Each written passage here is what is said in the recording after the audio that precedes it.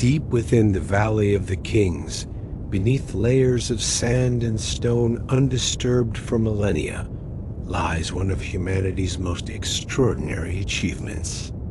The ancient Egyptians developed a process so precise that bodies preserved over 3,000 years ago still bear recognizable facial features, intact organs, and skin. This wasn't magic.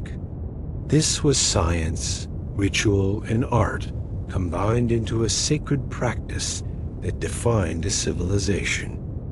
Tonight, we journey into the forbidden chambers where priests performed their sacred work, into the workshops where natron salts drew moisture from flesh, and into the burial chambers where the preserved waited for eternity. Welcome to the complete story of ancient mummification.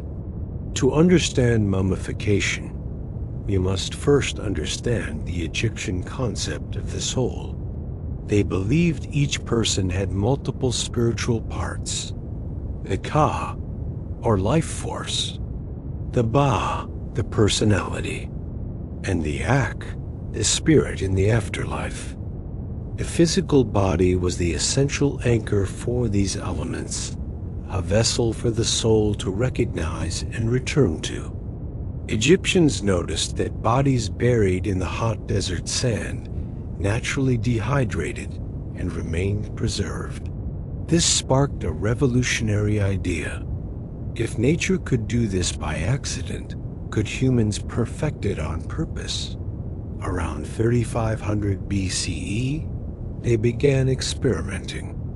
What started as simple wrapping evolved over 2,000 years into the sophisticated process we'll explore. This wasn't vanity. It was their path to immortality. Mummification in ancient Egypt was not for everyone.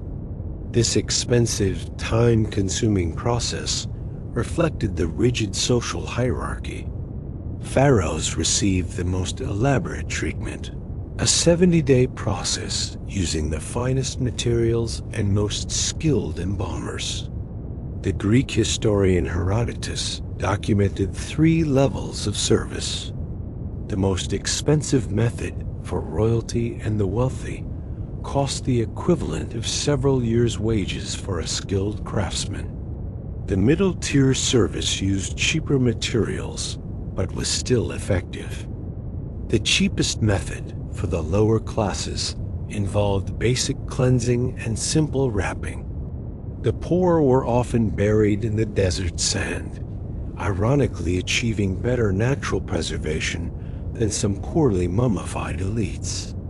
The embalming priests themselves formed a specialized class, wearing jackal masks representing Anubis, the god of embalming, and performing their work as a sacred duty. Before we see the process, we must understand the science. Decomposition begins right after death as bacteria break down tissues. Mummification fought this in 3 ways: dehydration, chemical preservation, and physical protection. Dehydration was achieved using natron, a natural salt mix found at Wadi Natron. This remarkable substance absorbed moisture and had a pH that stopped bacterial growth. Chemical preservation used resins and oils with antimicrobial properties, like conifer resin from Lebanon and myrrh from Somalia. Finally, wrapping the body tightly created an oxygen-free environment hostile to bacteria. Modern CT scans and DNA testing have confirmed the effectiveness of these ancient techniques. The Egyptian embalmers, without knowing about bacteria, developed methods that modern scientists recognize as sound preservation. Mummification evolved slowly over millennia. During the early dynastic period, around 3100 BCE, techniques were simple, mostly wrapping bodies in linen and resin without removing organs. The Old Kingdom, the Age of Pyramids, saw little advancement. The Middle Kingdom introduced more systematic organ removal and the use of natron. The New Kingdom, from 1550 to 1077 BCE, was the golden age of mummification, producing the best-preserved mummies like Tutankhamun and Ramesses II. Techniques peaked during the 21st dynasty, when embalmers achieved amazing cosmetic results, packing bodies with sawdust and linen to restore their shape, using artificial eyes, and even applying makeup. The practice gradually declined under foreign rule, but persisted until about 400 CE, when Christianity replaced the old religion. Location mattered profoundly in Egyptian death rituals. The west bank of the Nile became the land of the dead, as the setting sun symbolized the journey into the afterlife. Cities of the dead, from the Giza pyramids to the Valley of the Kings, spread across the western desert. Embalmers set up their workshops, called Per Nefer, or House of Beauty, in these areas, away from homes but near cemeteries. Some were temporary tents, others were permanent stone buildings. Archaeologists have found these workshops, complete with embalming tables, natron storage, and waste deposits containing linen, sawdust, and other materials. One cache found near Tutankhamun's tomb contained the very materials used in his mummification, giving us an incredible window into the past. The embalmers were a specialized priestly class with secret knowledge passed down through generations. The chief embalmer was called Master of Secrets. They wore masks of Anubis, the jackal-headed god who, in myth, first mummified the god Osiris. Junior priests and assistants handled different stages, from making the first incision to washing and wrapping the body. Training took years, learning anatomy, rituals, spells, and the chemistry of preservation. Their understanding of human anatomy, gained from processing thousands of bodies, actually exceeded that of Egyptian physicians. They could identify and remove specific organs, though their knowledge was framed by religion, not modern medicine. The heart was always left in place, believed to be the seat of intelligence, while the brain was considered unimportant and discarded. Mummification was a massive economic enterprise. A high-quality mummification could cost a family several years of income. This fueled numerous industries. Linen production was huge, with a single royal mummy needing over 400 square meters of fabric. Resin importers brought materials from Lebanon and Somalia. There were natron miners, amulet makers, canopic jar manufacturers, and coffin makers. Tomb builders and decorators employed thousands, creating entire worker villages like Deir el-Medina. The death industry also supported priests who performed rituals at tombs for generations, presenting offerings and prayers for the deceased. It was a complex and vital part of the ancient Egyptian economy. The materials for mummification came from all over. Natron was harvested from Wadi Natron, northwest of Cairo. Linen came from flax grown in the Nile Delta. Expensive cedar resin was imported from Lebanon, while frankincense and myrrh came from Punt, likely modern Somalia, via long and difficult trade expeditions. Palm wine was used to cleanse body cavities. Onions were sometimes placed in eye sockets for symbolic reasons. Beeswax sealed incisions, and sawdust or linen scraps packed the body to maintain its shape. Each material was carefully sourced and prepared, playing a crucial role in the journey to the afterlife. Mummification was deeply rooted in the myth of Osiris. Osiris, the first king, was murdered by his brother Seth, who dismembered his body. Osiris's wife, Isis, and the god Anubis found the pieces and performed the first mummification, bringing Osiris back to life as ruler of the underworld. Every mummification symbolically reenacted this myth. Embalmers took on the role of Anubis, and the deceased became Osiris, undergoing a magical transformation. Spells from the Book of the Dead and protective amulets placed in the wrappings, like the Jed pillar for stability and the heart scarab for favorable judgment, were all essential parts of this sacred journey to eternity. Now that we understand the cultural, religious, and economic world of mummification, we're ready to enter the embalming workshop. We'll walk through the 70-day process step by step, from the moment of death to the final wrapping. We'll witness how priests transformed a corpse into an eternal vessel for the soul. Let us enter the house of beauty, where death becomes the doorway to eternal life.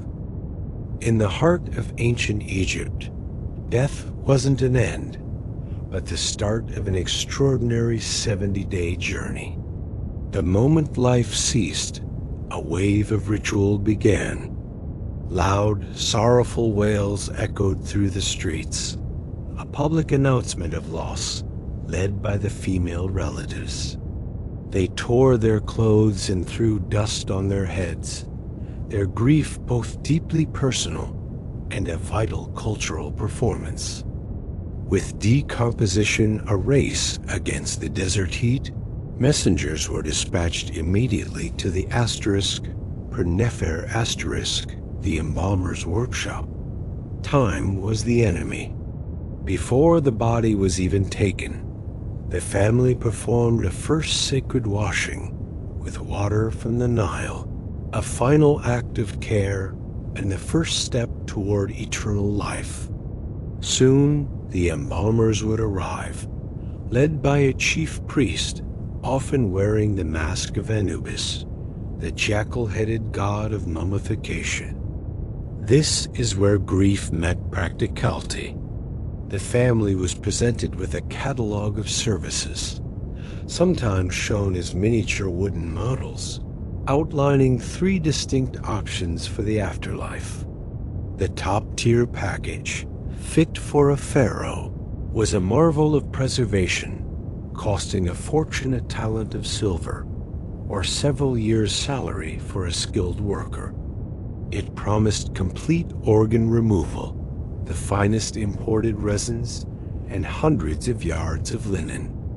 The mid-range option offered solid preservation for a more modest price, while the cheapest method used injected oils to dissolve the organs internally. Families negotiated based on their status, savings, and love for the deceased, sometimes selling land to afford a better journey to the next world. Once a deal was struck, the body was formally handed over and transported to the west bank of the Nile, the land of the dead. The embalming workshop, or ****, was strategically placed far from the living, a place where the sacred work of transformation took place. These were not just gloomy sheds. Excavations have revealed open-air courtyards for ventilation, permanent stone tables, and organized storage rooms filled with the tools of the trade.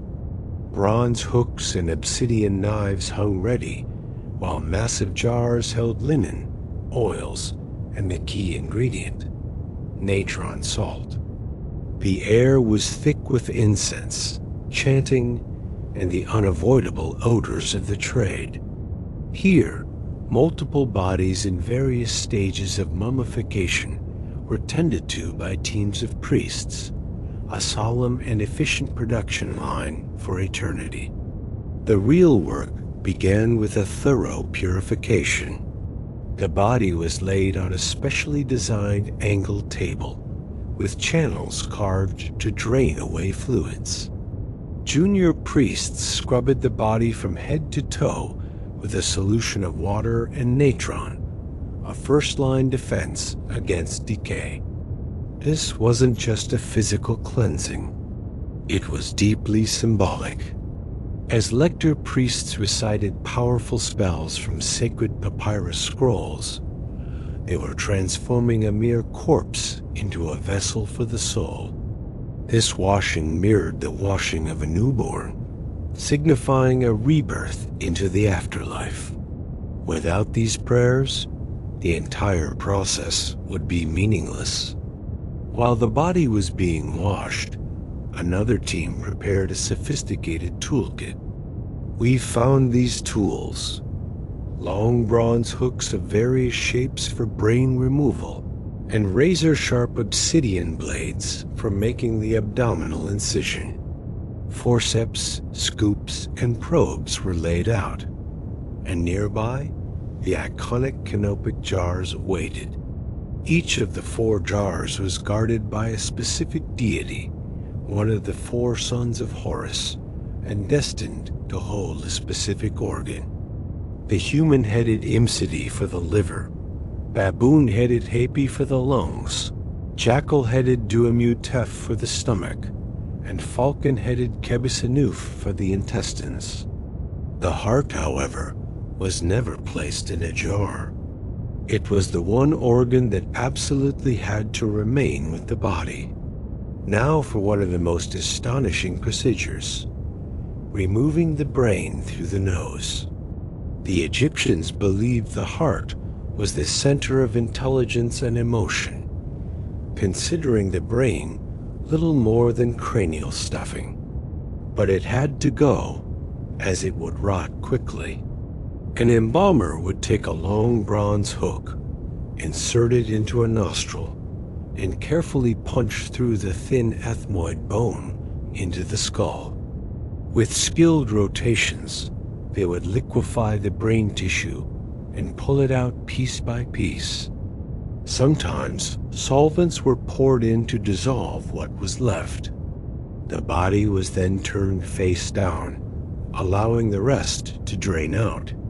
Finally, the empty skull was packed with resin-soaked linen to prevent it from collapsing. All this was done without leaving a single mark on the face. Next came the most ritually sensitive part, the abdominal incision. To the Egyptians, the body needed to be whole for the afterlife, so cutting it was a necessary evil. The priest who made the cut, known as the slitter, would reportedly be chased away and have stones thrown at him in a symbolic act of punishment for violating the body. Using a sharp obsidian blade, he would make a clean cut on the left side of the abdomen. This specific location opened up the body cavity, giving the embalmers access to the organs that needed to be removed. Everything would be taken out, except for one organ, the heart, the seat of the soul, which would be weighed against the feather of truth in the final judgment. With the cavity open, the methodical removal of the organs began. First came the stomach and intestines, which decompose fastest.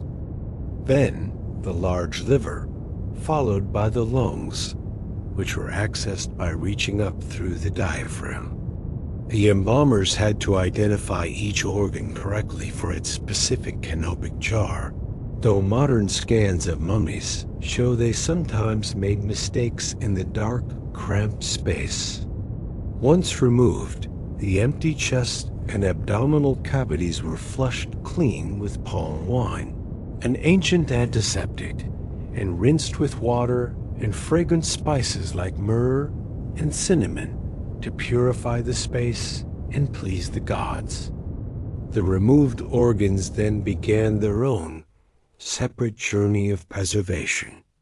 Each was washed in palm wine, dried, and then covered in natron salt.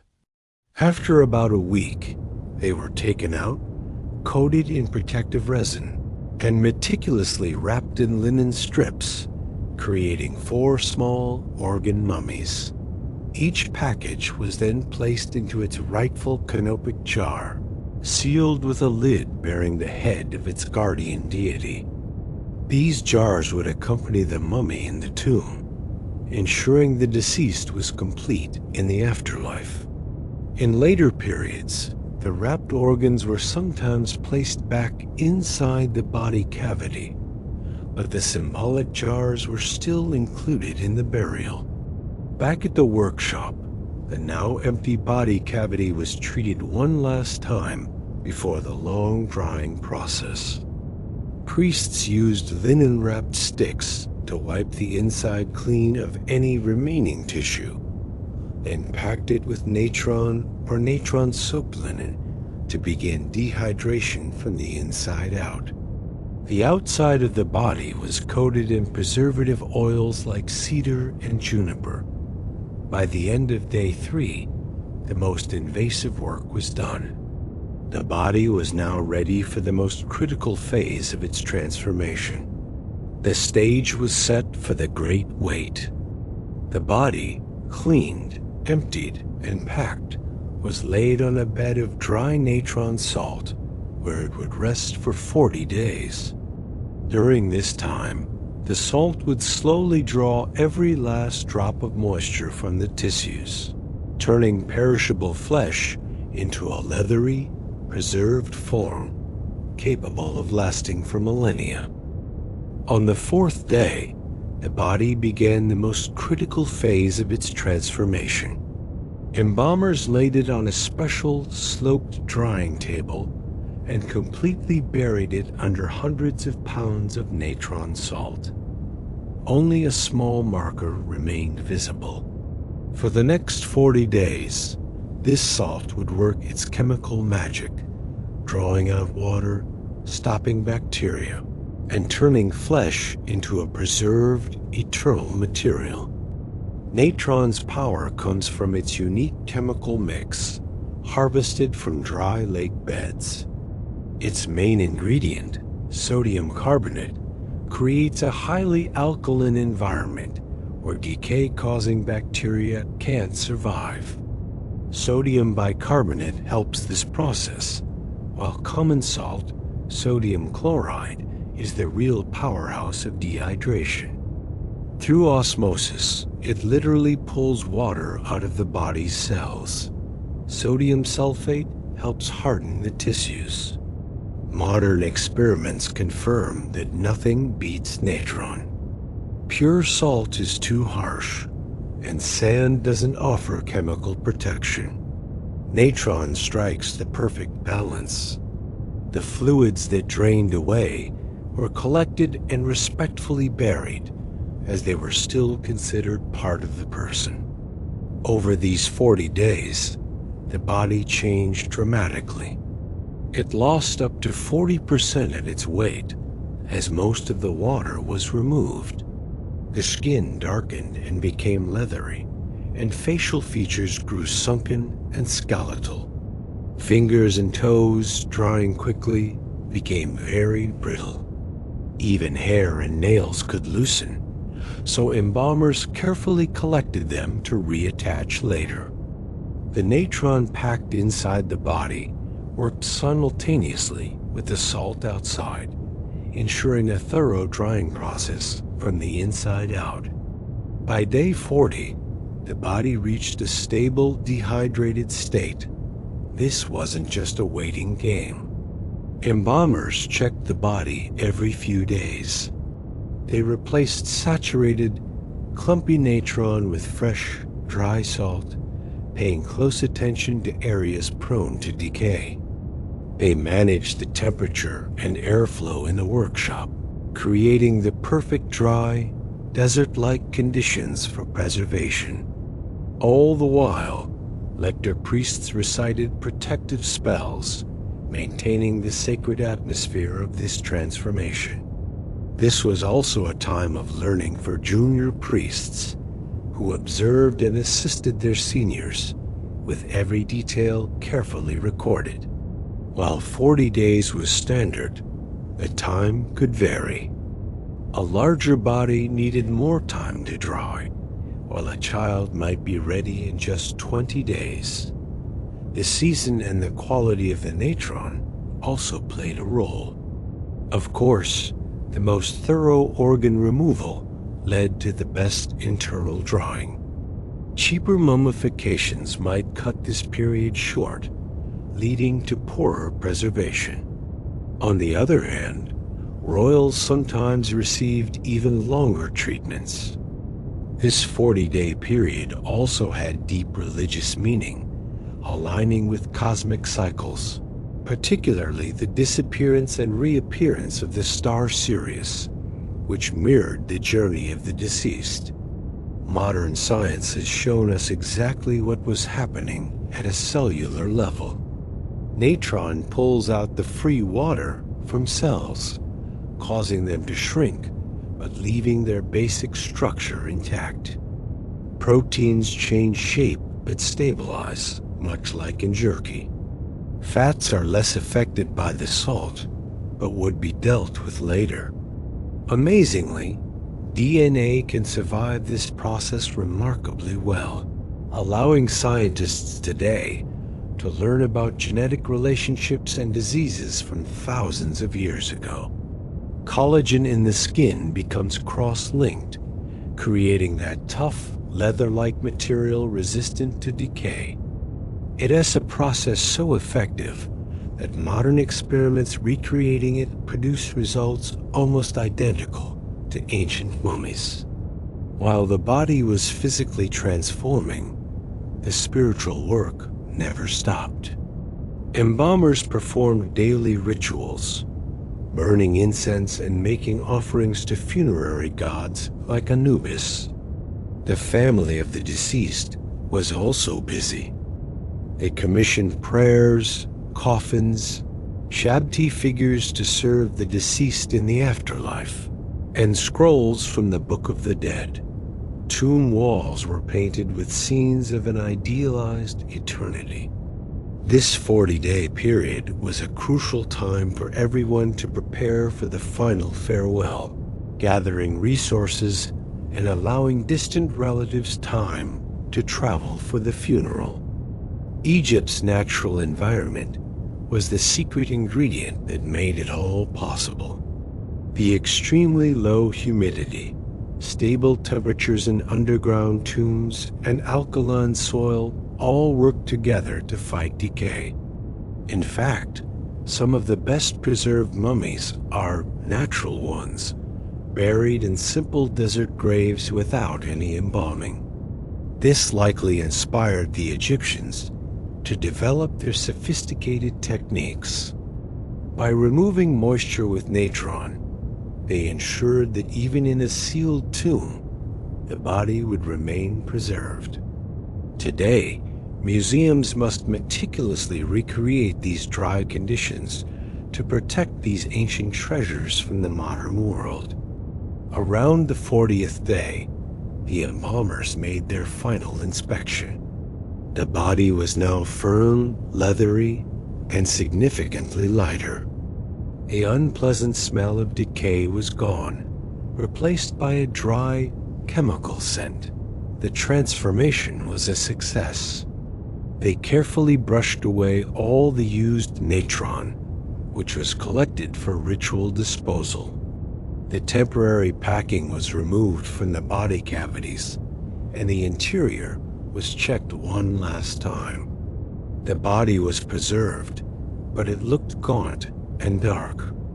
The next stage was all about artistry, restoring a lifelike appearance. Scientific analysis has proven just how brilliant these ancient embalmers were. Using advanced technology, we can see that muscle fibers, skin layers, and even blood vessels remain identifiable. We can find traces of pathogens like tuberculosis or malaria and analyze the chemical signatures of the resins and oils they used. The best mummies show near-perfect preservation at a cellular level. Without knowing microbiology or chemistry, the ancient Egyptians perfected a method of long-term preservation that we still marvel at today. The body was now stable and preserved. The next phase would shift from chemistry to cosmetics. Embalmers would use packing, oils, and resins to plump the sunken features and restore a semblance of life. The goal was to make the deceased recognizable to their spirit and beautiful for the gods. After more than 40 days of dehydration, the mummy's body was preserved, but it looked nothing like the idealized form the Egyptians believed in. The body was shrunken, dark, and skeletal. The next phase was all about cosmetic restoration, turning the dried corpse into a beautiful, lifelike statue worthy of eternity. This wasn't just about preservation anymore. It required artistic skill and a deep understanding of aesthetics. The first step was to restore the body's natural shape. The empty torso was carefully packed with materials like sawdust, linen scraps, and even sand to fill it out. For the wealthy, fragrant spices like myrrh and frankincense were used, making the mummy smell divine. The embalmers worked slowly, packing the abdomen and chest through the incision, sculpting the body from the inside out to recreate a lifelike form. Once filled, the incision was temporarily stitched shut. In the 21st dynasty, embalmers perfected a truly amazing technique: subcutaneous packing. They made tiny incisions all over the body and inserted fine packing material like powdered sawdust or even butter between the skin and the muscle. This literally puffed up the shrunken limbs and face, restoring their natural roundness. It took incredible skill, as the dry skin could easily tear. Mummies from this era look astonishingly lifelike, as if they've just fallen asleep. The face was critical, as the spirit needed to recognize its body. The nose, which often collapsed, was reshaped, sometimes with linen rolls placed in the nostrils. Sunken cheeks were filled out, and artificial eyes made of stone, glass, or even small onions were placed in the sockets to replace the shrunken natural ones. The eyebrows might even be painted back on. The goal was to create a peaceful, idealized expression for the journey into the afterlife. Hair and nails also received special care. They often loosened during dehydration, so they had to be reattached. Surviving hair was cleaned, oiled, and styled. If the person was bald, embalmers would attach elaborate wigs made of human hair. Fingernails and toenails were glued back on with resin or tied in place with fine thread. Some high-status mummies even have painted nails, showing that the makeover continued after death. Next, the entire body was anointed with a cocktail of oils and resins. First, vegetable oils were rubbed into the skin to restore some flexibility and color. Then, melted resins were painted on, hardening into a tough waterproof shell that provided another layer of protection. Royal mummies were sometimes drenched in kilograms of this stuff. This process wasn't just cosmetic. It was a sacred anointing for the deceased's divine transformation. Before wrapping, the body had to be posed. The iconic crossed arm position, mimicking the god Osiris, became popular for royalty in the New Kingdom, symbolizing their divine status. For others, the hands might be placed at their sides or over their lap. The head was propped up on a headrest, and fingers and toes were carefully aligned. Preliminary bandages were sometimes used to hold the limbs in their final, eternal posture. But what if a body part was missing?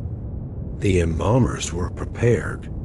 They would craft prosthetics from wood and linen to replace missing limbs, fingers, or toes, integrating them so seamlessly they're often only found through CT scans today. If a face was severely damaged, they would rebuild it using molded resin or wax. Their job was to present a complete, perfect body to the gods, no matter its original condition. Interestingly, treatments sometimes differed by gender. Female mummies occasionally show traces of makeup, like eye pigment and lip color. Their hair was often styled more elaborately, and some had henna applied to their hands and feet. Male mummies, on the other hand, might have their beards preserved or even be given a ceremonial false beard, a symbol of authority and divinity. These details reflected the beauty standards of the living world. Finally, the chief embalmer would conduct a final inspection. He checked the body's shape, the seal on the incisions, and the all-important facial features. Once he was satisfied that the body was a perfect divine vessel, he gave the signal. The cosmetic phase was over. The body was now preserved, restored, and beautified, ready for the final, most sacred stage, wrapping. This next step would involve hundreds of meters of linen, magical amulets, and powerful spells, creating the iconic mummy we all recognize.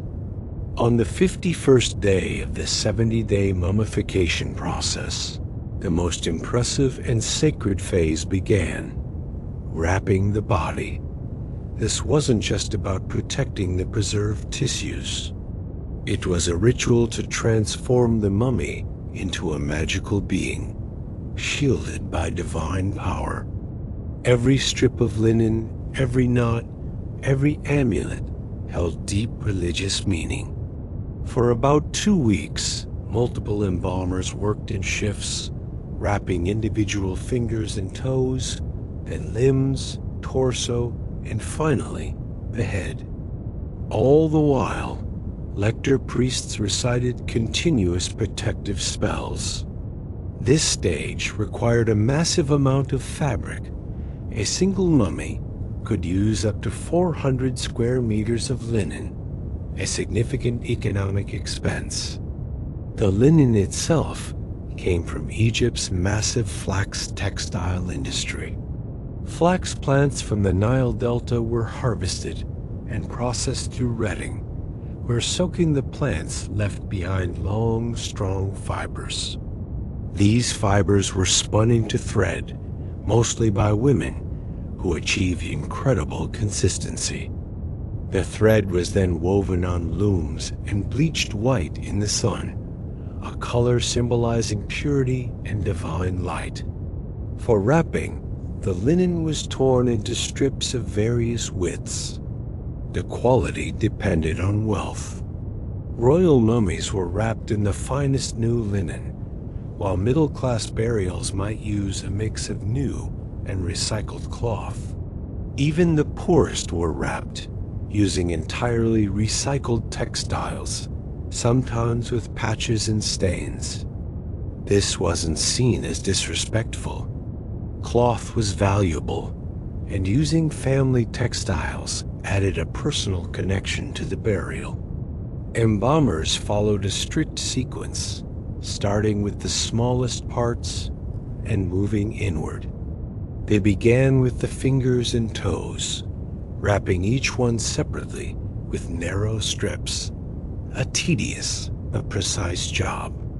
After wrapping each finger, they'd wrap the entire hand and do the same for the feet. Next came the arms and legs, wrapped in a spiral pattern with wider strips. They paid special attention to the joints, adding extra padding. Throughout this, embalmers would apply melted resin, gluing the linen layers together. This hot, honey-like resin, heated in bronze vessels, soaked into the fabric and hardened, creating a tough, water-resistant shell that sealed the mummy inside. The torso was wrapped carefully to cover the embalming incision and create a smooth surface, with extra padding around the pelvis for modesty. One of the most vital parts of the wrapping was placing magical amulets between the linen layers.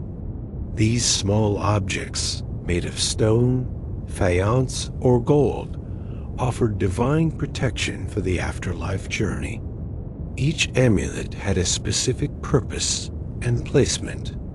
The heart scarab, perhaps the most crucial, went directly over the heart.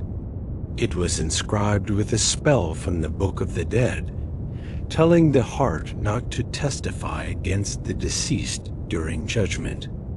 The Jed pillar, symbolizing stability, was placed on the torso.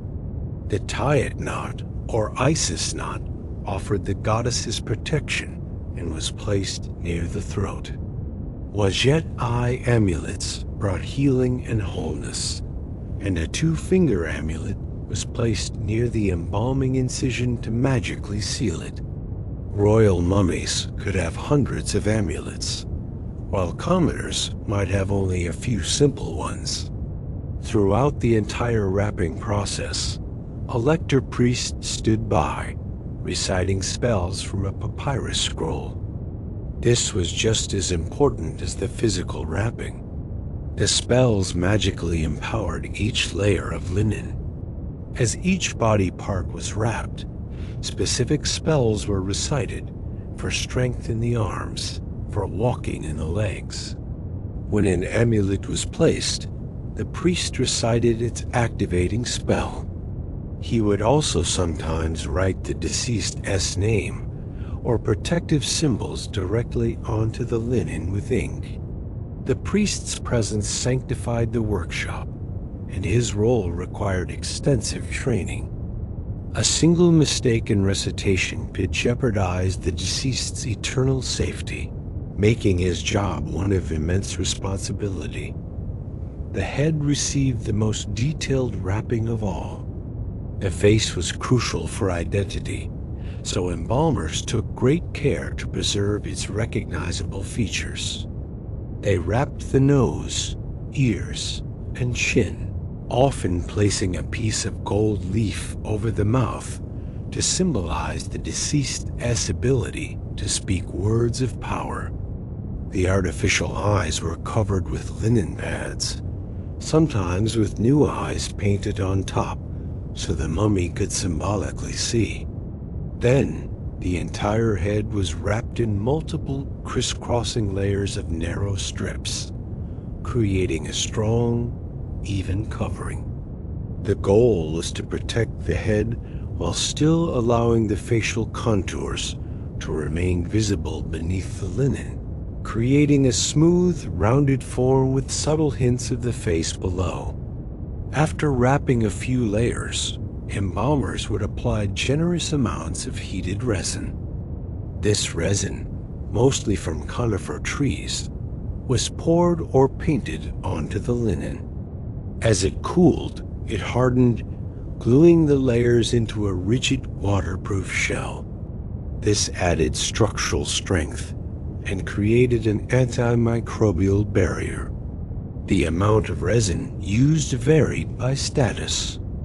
Royal mummies were sometimes encased in what became a solid block of resin-soaked linen, making the wrappings almost stone-like. The strong, pine-like smell of the resin would have filled the workshop. This process created a laminated structure of linen and resin, far stronger than either material alone. As the wrapping neared its end, embalmers switched to broader, coarser linen to encase the entire body. These outer layers bound the torso, limbs, and head into a single, unified form. The wrapping styles could be decorative, with some mummies showing intricate geometric or diamond-shaped patterns. The final layer was a shroud. While plain for common folk, wealthier burials had shrouds painted with gods, prayers, and hieroglyphs. Finally, binding straps were tied around the mummy, often in symbolic knots, giving it that classic segmented look. This completed the transformation into a smooth, cocoon-like form, protected, purified, and ready for eternity. Royal mummies received a far more elaborate treatment. The process took longer and used immense quantities of the finest linen and costly resin. Gold was everywhere: golden finger and toe stalls, jeweled bands, protective plates, and even golden sandals. Tutankhamun's mummy had 143 amulets, many made of solid gold and precious stones. Over the face went a magnificent golden mask, portraying the pharaoh as a divine being. Beneath the wrappings, some royal mummies had intricate bead nets that formed an armor-like covering. The entire process showcased the kingdom's unmatched wealth and devotion. Despite the embalmer's skill, things didn't always go perfectly. Torn linen was patched, and misplaced amulets were adjusted by cutting into the outer layers and resealing them with resin. If a brittle finger broke, it was simply wrapped back in place. Modern scans have revealed these quick fixes, along with forgotten tools and even small animals accidentally trapped in the wrappings. The quality could vary. Royal mummies were flawless, while others were more rushed. But whether perfect or patched, every mummy fulfilled its sacred purpose: to preserve the body for its eternal journey. After about a week of continuous work, the mummy was almost complete, transformed from a corpse into a sacred vessel. But one final, critical step remained: the outer mask that would give the mummy its eternal face, and the final bindings that would seal everything in place. The mummy is now rigid, almost complete, wrapped in dozens of layers of linen and resin. These last days are all about adding the outer protective layers, applying masks or coffin decorations, performing the final religious rituals, and preparing for the grand ceremony on the 70th day. The painstaking physical work now gives way to ceremonial activity. Priests ramp up their rituals, purifying everything, making offerings, and conducting ceremonies that will build to the funeral procession itself. One of the most iconic features of an Egyptian mummy is the cartonnage mask placed over the wrapped head. Cartonnage is a fascinating material, kind of like ancient papier mâche, made from layers of linen or papyrus soaked in plaster. Craftsmen would mold this wet material over a form, letting it dry into a hard, lightweight shell. Then came the artists. Painting these masks required serious skill. The face was always an idealized portrait. Perfect features, large almond-shaped eyes, and a serene, godlike expression. The skin tones followed a strict convention: reddish-brown for men and a pale yellow or pink for women, all created with natural mineral pigments. For the wealthy, Real gold leaf was often applied to the face, giving them a divine, shimmering appearance. Sometimes, protective spells were even written on the inside of the mask, hidden from view. Once complete, a mask was placed over the mummy's head and permanently sealed with resin-soaked linen strips. For the truly affluent, this wasn't just a mask, but a full-length cartonnage case covering the entire front of the mummy. Of course, a mummy needs a coffin, and often more than one. Multiple nested coffins offered extra layers of protection and identity. Coffin styles evolved dramatically over Egypt's long history. In the Old Kingdom, they were simple rectangular wooden boxes. By the Middle Kingdom, they became more elaborate, often painted white with decorative eyes so the deceased could see out, and covered in hieroglyphic texts, sometimes even including maps of the underworld. The New Kingdom introduced the iconic anthropoid coffins, shaped like a human mummy with an idealized portrait on the lid. A royal burial might have 4 or even 5 nested coffins, with the innermost one sometimes made of solid gold. Construction required skilled woodworkers, and the best coffins used expensive imported cedar from Lebanon. Cheaper ones had to make do with local wood. The outside was coated in gesso, a type of plaster, to create a smooth surface for the artists who would paint elaborate scenes of protective gods, religious texts, and the face of the deceased. Around the 67th day, it was time to unite the mummy with its mask. This wasn't just a simple placement. It was a deeply significant religious moment. The ritual began with purification. Priests would wash the mask with sacred natron water and waft incense smoke over it, all while reciting spells to activate its protective magic. The mask was then positioned carefully over the wrapped head, making sure it aligned perfectly with the features beneath. Once in place, it had to be secured permanently.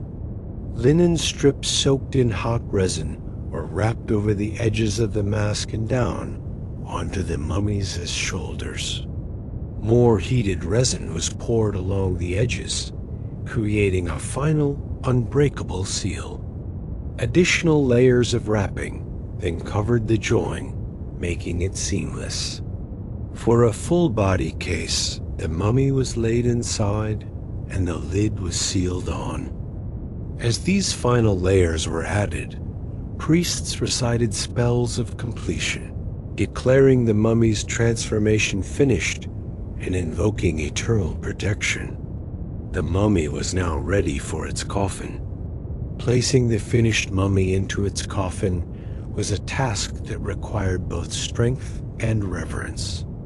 It took a team of embalmers, working in perfect sync, to lift the rigid, heavy mummy without causing any damage. For sets of nested coffins, they started with the innermost one. The interior was checked, and sometimes a layer of sand was added for cushioning. The embalmers would then carefully lower the mummy into the coffin, centering it so the lid would fit perfectly. Any remaining space around the mummy wasn't wasted. This is where they'd place additional grave goods, magical papyrus scrolls, small protective amulets, or even the shabdi figures meant to be servants in the afterlife. Sometimes the canopic jars were placed here too. Once everything was positioned, the embalmers applied resin along the coffin's edges, carefully placed the lid, and pressed it down to create an airtight seal. This process was then repeated, placing the sealed coffin into the next larger one, until the entire nested set was assembled. After the mummy was coffined, But before the final sealing, one of the most vital rituals of all took place: the opening of the mouth ceremony. This complex ritual was designed to magically restore the deceased's ability to eat, drink, see, hear, breathe, and speak in the afterlife. Without it, the spirit would be trapped, inert. With it, the deceased became a fully functioning spiritual being. The ceremony, conducted by a special Sen priest wearing a distinctive leopard skin, involved numerous stages. There was purification, offerings of food and drink, and the recitation of long, powerful spells.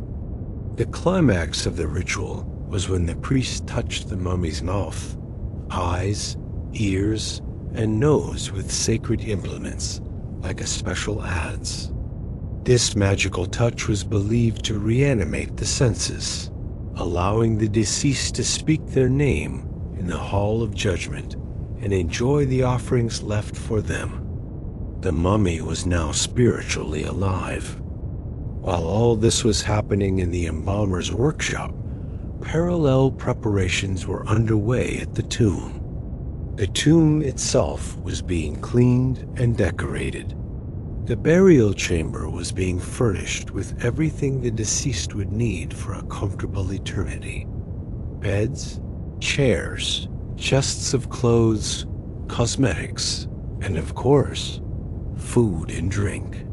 The canopic jars containing the internal organs were placed in their own special chest or niche. A priest, acting as a sort of project manager, coordinated the logistics of moving the incredibly heavy, coffined mummy from the workshop to the tomb. This usually involved a large wooden sledge, pulled by oxen or a team of men. The funeral procession route was carefully planned. Professional mourners were even hired to supplement the family's grief with ritualized, dramatic displays of sorrow. Everything was being timed perfectly for the big day. The morning of the 70th day began at dawn with final rituals at the workshop. Priests performed one last purification and made offerings to Anubis, the god of embalming. The completed mummy, now sealed in its magnificent coffin, was ritually presented to the family for their last farewells. Then, it was transferred to a ceremonial sledge, often decorated with fresh lotus blossoms. As this happened, the professional mourners, mostly women, began their ritual wailing and lamentations, filling the air with sounds of grief. Male family members and friends gathered, ready to pull the sledge. Priests donned their ceremonial outfits, and servants loaded other sledges with grave goods. The great journey from the world of the living to the necropolis, the city of the dead, was about to begin. The funeral procession was a public spectacle, designed to show off the family's status and piety. The procession formed in a specific order. At the front, priests wafted incense. Behind them, lector priests chanted from scrolls. Then came servants carrying offerings for the funeral feast. The coffin itself followed on its sledge, pulled by men or oxen. Flanking the coffin were the wailing female mourners, their dramatic gestures of grief creating a powerful emotional atmosphere. Behind the coffin came more sledges carrying the canopic chest and other burial goods. High-status family members and officials walked with dignity, followed by musicians and servants.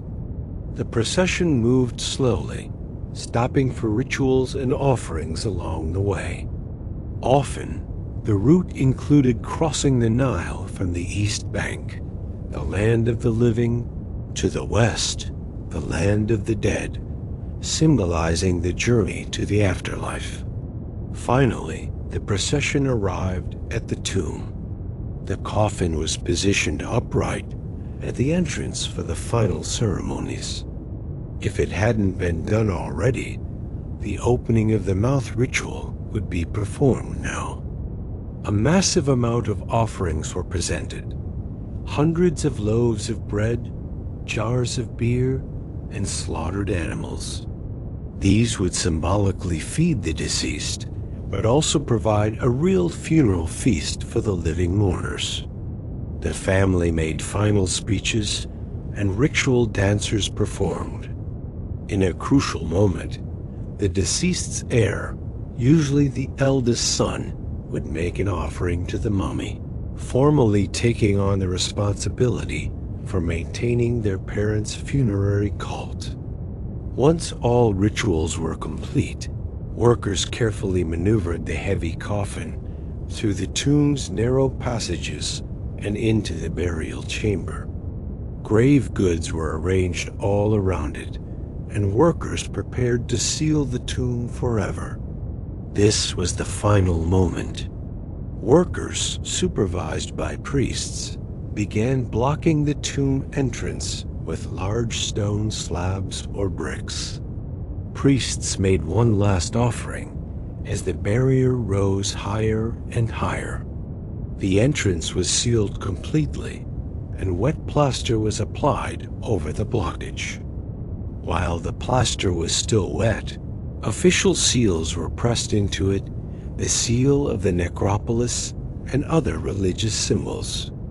These were a stark warning against anyone who might dare to disturb the dead. Finally, sand and debris were piled over the entrance, concealing it from view. The 70 days were complete. While the 70-day process was the gold standard for the elite, mummification practices actually evolved over 3,000 years.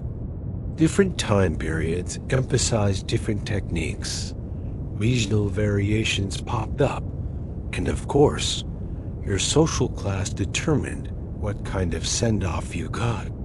Embalmers were always experimenting and refining their craft.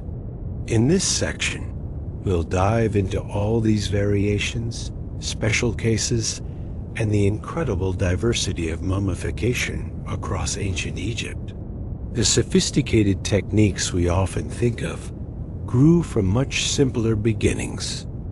Back in the early dynastic period, preservation was really just experimental. The first attempts involved wrapping bodies in resin-soaked linen without even removing the organs. Unsurprisingly, these often failed, but they provided valuable lessons. By the Old Kingdom, the age of the pyramids, embalmers started removing organs, though not always consistently. They found that packing the body cavities with more resin-soaked linen helped, and they began using natron, but it wasn't the perfected process we see later. Interestingly, the focus was often on external appearance. They would pad and mold the linen wrappings to recreate facial features and body contours, then encase it all in plaster and paint it to look lifelike. When these mummies were unwrapped thousands of years later, you'd often find poorly preserved remains inside an elaborate, sculpted shell. The Middle Kingdom brought major upgrades and standardization. Systematic organ removal became routine, and the use of dry natron became the standard, which dramatically improved results. Embalmers figured out the 40-day treatment was the sweet spot. They also developed better techniques for wrapping individual limbs to give the body more structural strength.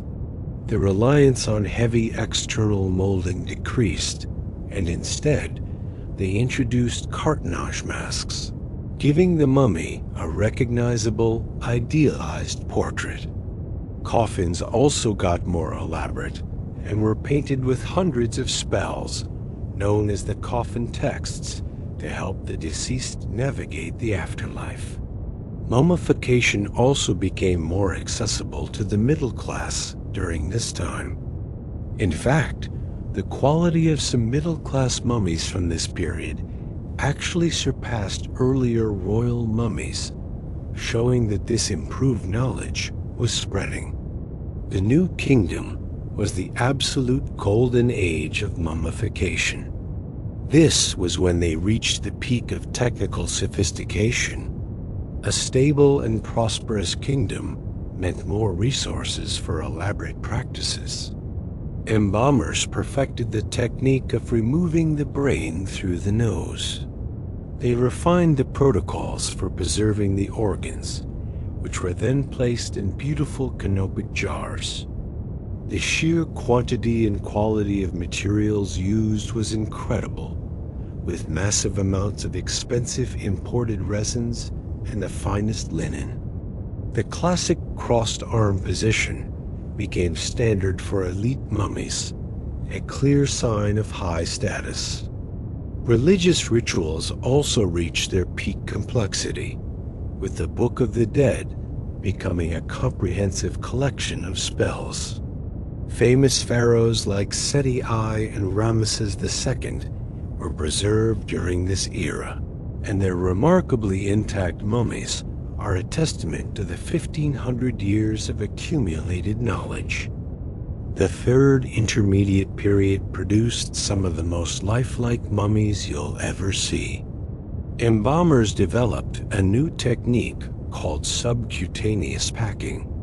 They would make small incisions and insert packing material under the skin to restore the body's natural contours.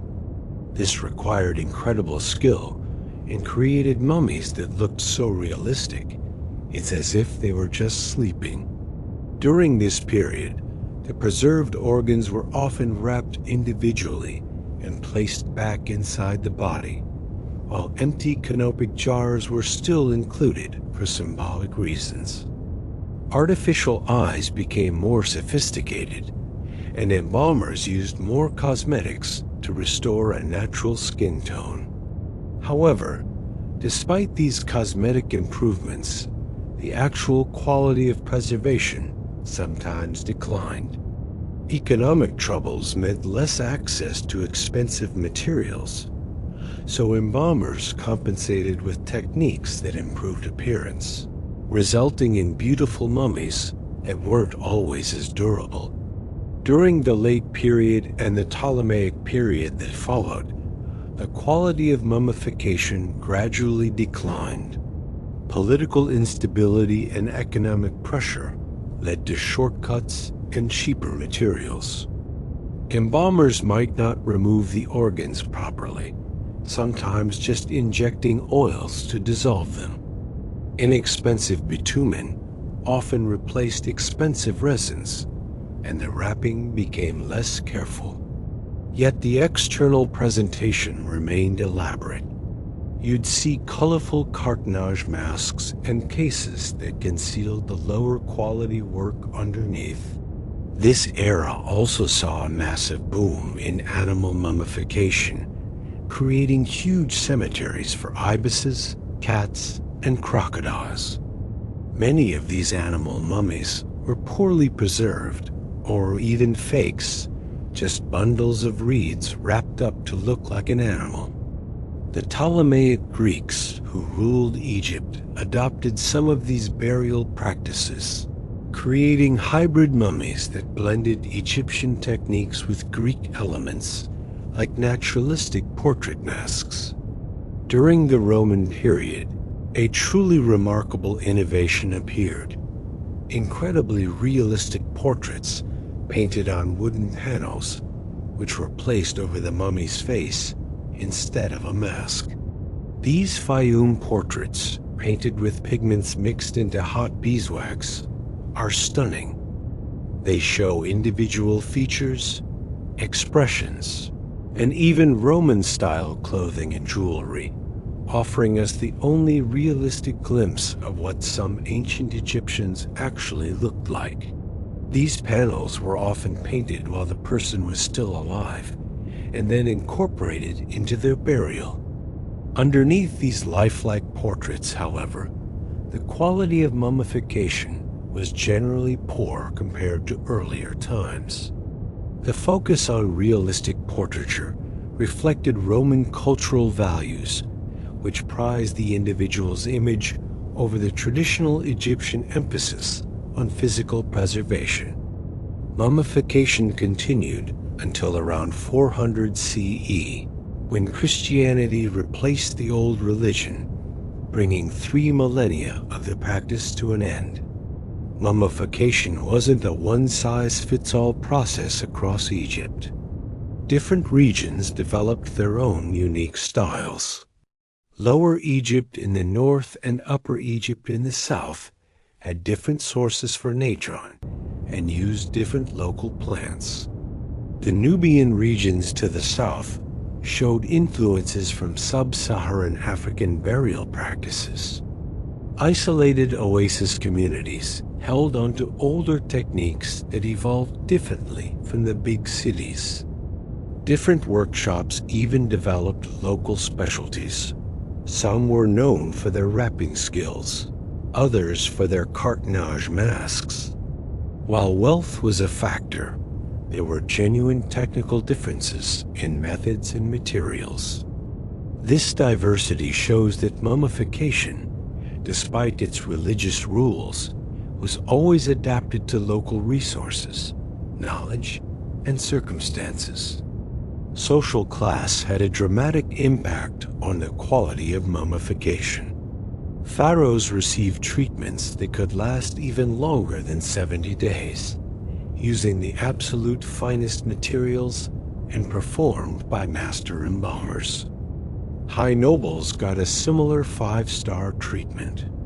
Wealthy merchants could afford a very good quality mummification with all the proper procedures. For the middle class, the process was simplified. Less elaborate organ removal, a shorter natron treatment, cheaper resins, and simpler coffins, but it still resulted in decent preservation. The lower class, if they could afford it at all, received minimal treatment, maybe a quick evisceration and some crude wrapping. And the very poor? They received no artificial mummification at all, relying only on the hot desert sand to preserve their bodies. This hierarchy in death mirrored the inequalities of life, but the effort made by families at every level shows just how deeply the belief in an afterlife was embedded in their culture. Sometimes, embalmers had to work under some pretty unusual circumstances. Soldiers who died in battle, far from home, required rapid, temporary preservation before they could be transported for the final treatment. Egyptians who died abroad had to be preserved using whatever materials were available on hand. If a body was severely damaged in an accident, it required complex reconstructive techniques. Deaths from infectious diseases might have prompted extra precautions and purification rituals. And when a pregnant woman died, it presented a dilemma. Sometimes the fetus was left in place, other times it was mummified separately. Embalmers had to be flexible, adapting their sacred procedures to very practical problems, showing that they were skilled problem solvers as well as ritual specialists. While human mummification was central, the Egyptians also preserved millions of animals, creating a parallel tradition. From sacred temple animals to beloved pets and votive offerings, animal mummification used similar techniques, just adapted for different anatomies and purposes. It reflects the depth of Egyptian religious beliefs and the massive economic scale of the death industries. Did you know that the ancient Egyptians mummified millions upon millions of animals? It wasn't just pharaohs getting the VIP treatment. We're talking about vast underground cities of the dead, just for animals. At sites like Saqqara, archaeologists have found catacombs packed with an estimated 4 million ibis mummies and 1.5 million hawks. And that's not even counting all the cats, dogs, and crocodiles. This massive industry wasn't just for one reason. It was a mix of religious devotion, creating eternal companions for the afterlife, and providing offerings for pilgrims. The techniques were similar to those used on humans, just adapted for different shapes and sizes. The sheer scale of it all just shows how deeply animals were woven into the spiritual fabric of ancient Egypt. Now, some of these animal mummies were true celebrities. These were the sacred temple animals, believed to be living incarnations of gods. The most famous was the Apis bull in Memphis, the embodiment of the god Ptah. When the Apis bull died, it received a 70-day mummification process as grand as any king's. We're talking full organ removal, a long natron salt bath, and elaborate wrappings. Then it was buried in a colossal stone sarcophagus in the underground Serapeum at Saqqara.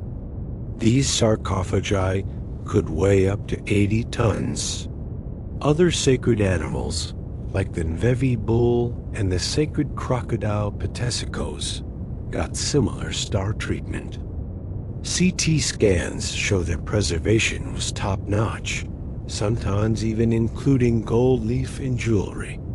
This wasn't just burial. It was a transformation into an eternal god. But it wasn't all about divine bulls. Ancient Egyptians also deeply loved their pets and wanted to be with them forever. Wealthy owners would commission mummifications for their beloved cats, dogs, and even monkeys, so they could reunite in the afterlife. Cats were especially adored, seen as manifestations of the goddess Bastet. When a family cat passed away, the whole household would mourn, sometimes even shaving their eyebrows as a sign of grief. These pet mummifications were done with much more care than the mass-produced ones. Embalmers would carefully remove the organs, dry the body, and wrap it beautifully, often creating decorative patterns. Sometimes they'd even add a painted mask. The mummified pet was then placed in a special coffin, from a simple wooden box to an ornate bronze cat-shaped one. It's a touching reminder that the bond between humans and their pets is truly ancient. So where did all the other millions of mummies come from? Most were votive offerings, mass-produced and sold to pilgrims. This created a huge industrial-scale economy. Pilgrims would buy an animal linked to the temple's god, an ibis for Thoth, a cat for Bastet, a hawk for Horus. Temple complexes even had their own animal breeding farms just for this purpose. The animals were then processed in assembly line-style workshops. As you can imagine, quality varied a lot. Efficiency was the name of the game. While some were perfectly preserved, the cheaper ones were often fakes. CT scans have found mummies containing only a few bones, the wrong animal, or just sticks and mud wrapped up to look like the real deal. It was likely a case of embalmers struggling to keep up with the overwhelming demand. Birds, especially the ibis and hawk, were mummified by the millions and required their own special techniques. For an ibis, sacred to the god Thoth, Embalmers would make a small cut to remove the organs. Because of the bird's small size, it only needed to be dried in natron salt for about a week. After that, it was positioned with its legs tucked in and wings folded, then wrapped in narrow linen strips. These wrappings were often incredibly detailed, creating beautiful diamond patterns. The finished mummy was then placed in a pottery jar. Hawks were sometimes wrapped with their heads left exposed. Skilled embalmers could process dozens of birds a day during busy pilgrimage seasons, truly mastering their craft. Cats were another massive part of the mummification industry, being sacred to the goddess Bastet. Embalmers adapted the techniques used for humans, making a small incision to remove the organs before placing the cat in natron for about 10 days. After drying, they'd pose the cat in a lifelike seated position or lying down. The wrapping was an art form in itself, often creating geometric patterns and emphasizing features like the ears and even whiskers. High-end cat mummies got painted masks or placed in elaborate bronze or wooden coffins.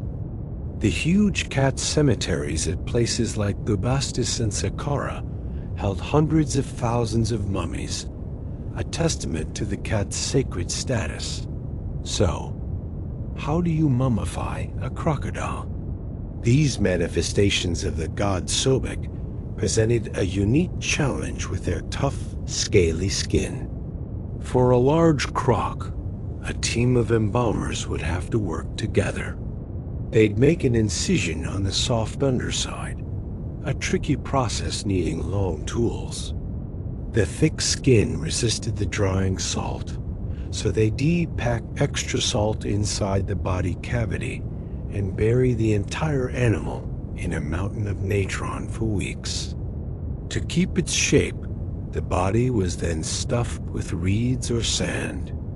Wrapping a giant crocodile could take over 100 meters of linen. In a touching twist, some large crocodile mummies have been found buried with baby crocodiles placed right alongside them.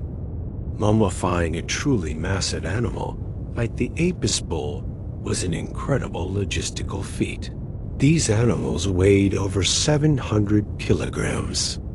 They needed specialized workshops with reinforced tables. Getting the organs out was a physically demanding job, and the organs themselves were preserved in their own containers. The body was buried under tons of natron, and the drying process could take up to 60 days. Wrapping it required over 1,000 square meters of linen. Then came the final challenge: moving the wrapped bull into its multi-ton granite sarcophagus using sledges and ramps, an engineering marvel on par with moving pyramid stones. This just shows the incredible technical skill these ancient embalmers possessed. Even fish got the mummy treatment. This was tough because their delicate bodies decay so quickly. But species like the Nile perch and the sacred oxyrhynchus fish were mummified in huge numbers. The process had to be fast. Small fish were often just plunged directly into concentrated salt for a few days to dehydrate them. Larger fish had their organs removed through the gills or mouth. After drying, they were lightly oiled and wrapped in linen in a way that emphasized their fishy shape, sometimes even detailing the fins and scales. The sheer quantity of fish mummies found at sites like Oxyrhynchus shows that the Egyptians applied their preservation knowledge to almost every type of animal imaginable. With production on such a commercial scale, it's no surprise that there was a lot of variation in quality and even outright fraud. Modern X-rays and CT scans have revealed that a huge number of votive mummies are not what they seem. Studies show that about 1/3 of so-called animal mummies contain only partial remains, or just random filler like sticks, mud, and reeds. Was this deliberate fraud, or did the religious intent of the wrapped offering matter more than the contents? The debate continues, but economic pressure to meet demand certainly played a big part.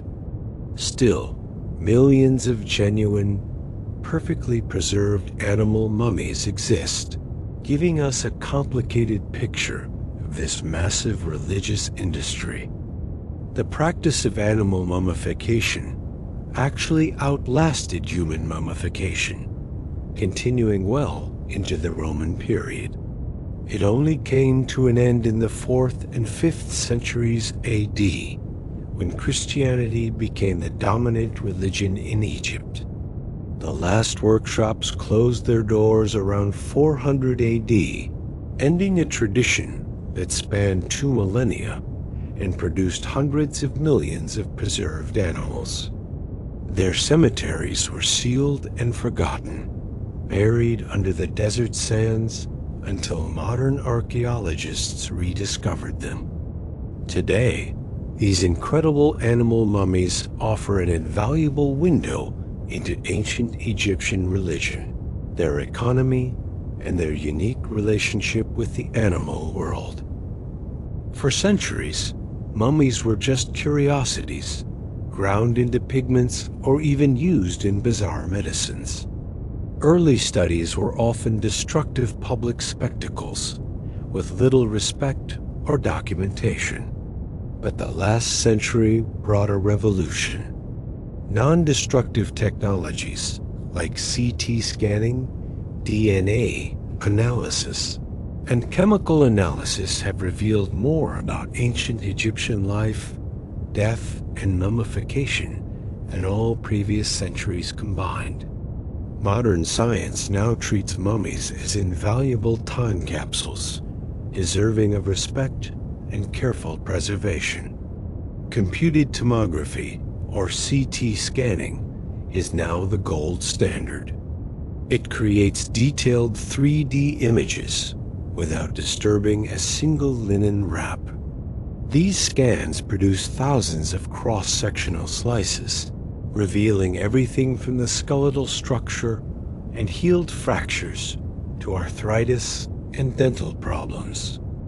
We can see preserved soft tissues, identify remaining organs, and even spot amulets or jewelry hidden deep inside. The scans also show wrapping patterns and resin concentration, giving us clues about different mummification techniques. We can even do a virtual unwrapping, digitally peeling back the layers for study. These scans have uncovered ancient murder victims and diseases, providing crucial medical information from thousands of years ago. DNA extraction from mummified tissue has opened up a whole new world of insights into ancient Egyptian genetics, family trees, and diseases.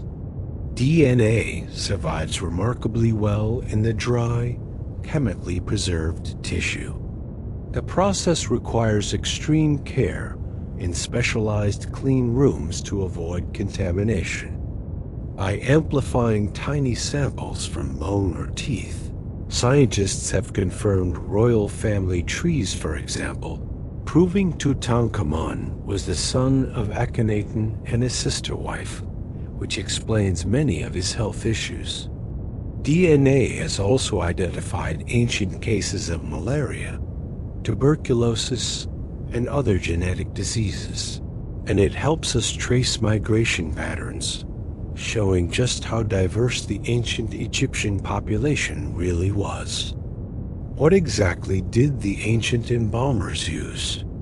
Chemical analysis using techniques like gas chromatography tells us.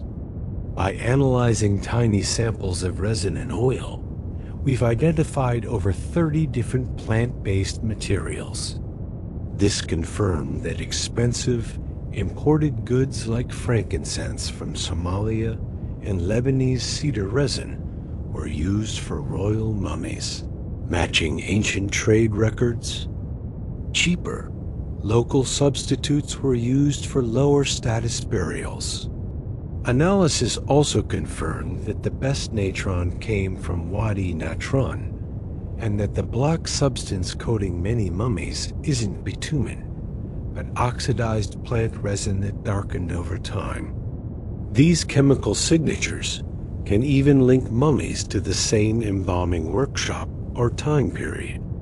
Paleopathology is the study of ancient disease and injury, and it's like being a doctor for the long dead. CT scans reveal bone diseases like arthritis, osteoporosis, and even tumors.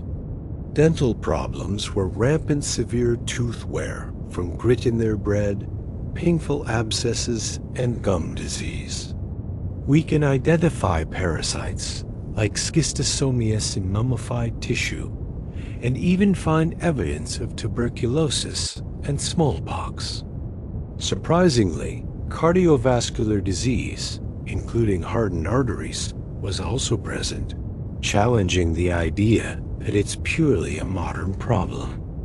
We see healed fractures, arrow wounds, and even evidence of surgery, offering a window into ancient medicine and violence. Have you ever wondered what the pharaohs actually looked like? Facial reconstruction techniques bring them back to life. Starting with a detailed CT scan of the skull, forensic specialists apply digital tissue markers based on age, sex, and ethnicity, then build up the muscles and skin. While some features are educated guesses, the results are astonishing. Reconstructions of Tutankhamun, Ramesses II, and Hatshepsut often look very different from their idealized statues, reminding us that Egyptian art was symbolic, not a perfect portrait. For example, Tutankhamun's reconstructed face looks quite different from his famous golden mask. This technology helps us put a human face to history. How do we know exactly how old a mummy is? That's where radiocarbon dating comes in. It measures the predictable decay of the carbon-14 isotope in organic material like linen or bone. After an organism dies, its carbon-14 decays at a known rate, allowing us to calculate the time of death. This technique is crucial for building a reliable historical timeline. It has confirmed the age of many mummies, validated historical records, and even exposed modern forgeries. It can also distinguish between different wrapping episodes, showing if a mummy was re-wrapped centuries after its initial burial, which was a surprisingly common practice. But how do we know our theories about mummification are correct? We test them with experimental archaeology. In a famous 1994 experiment, Dr. Bob Breyer mummified a human cadaver using only ancient tools and materials. This proved that 40 days in dry natron really works. The experiment also revealed practical details, like just how difficult it is to remove the brain through the nose. Subsequent experiments have tested different variables, like using a natron solution versus dry natron. This hands-on approach provides incredible insights into the practical challenges and realities faced by ancient embalmers. Modern mummy research also raises serious ethical questions. How do we treat human remains with dignity? The consensus is to prioritize non-destructive techniques and to respect cultural heritage, often in consultation with Egyptian authorities. The question of consent is complex, as the deceased couldn't authorize modern study. Debates also continue about repatriation, with Egypt sometimes requesting the return of royal mummies from foreign museums.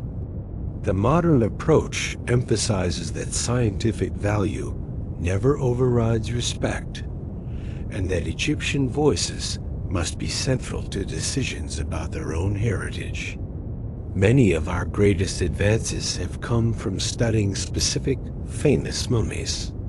When Tutankhamun's tomb was found in 1922, it was a global sensation. A 2005 CT scan corrected the old theory that he was murdered, showing his skull damage happened after death. The mummy of Ramesses the Great, studied in Paris, revealed his red hair, a painful spinal disease, and that he lived to be about 90. For a century, the younger lady mummy was a mystery, until DNA analysis in 2010 revealed she was Tutankhamun's mother. And the famous screaming mummy was identified as Prince Pentawere, who was disgraced and forced to take his own life. The future of mummy research is even more exciting. Advanced molecular techniques will extract more genetic information from degraded DNA. Artificial intelligence may soon analyze scans and spot patterns that human researchers miss. The study of ancient proteins could reveal even more about diseases and biology. And virtual reality will allow us to explore mummies interactively without ever touching them. Despite centuries of study, many aspects of ancient Egyptian mummification remain shrouded in mystery. So much knowledge died with the last practitioners 1700 years ago. Ancient texts give us only partial descriptions, and the archaeological evidence we find is often incomplete or open to multiple interpretations. It's even possible that some practices were deliberately kept secret by priestly guilds. In this video, we'll explore the greatest mysteries and controversies that continue to challenge researchers, reminding us that the ancient Egyptians still guard many of their secrets. One of the biggest mysteries is the complete absence of a detailed mummification manual. Think about it. This was a central practice for thousands of years, yet no step-by-step guide has ever been found. All we have are brief medical notes and the second-hand accounts of Greek historians like Herodotus, which are frustratingly incomplete. So, did these manuals exist and just not survive the passage of time?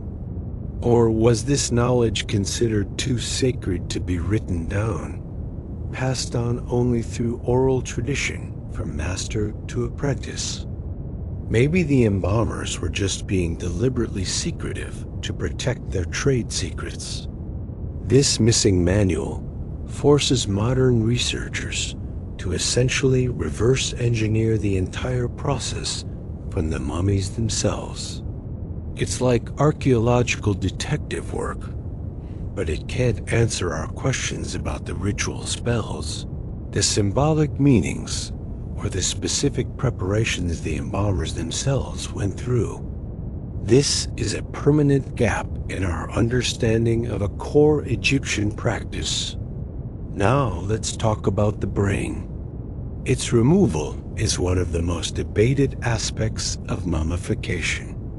Classical sources describe embalmers using hooked instruments to pull it out through the nose, and many mummies confirm this happened.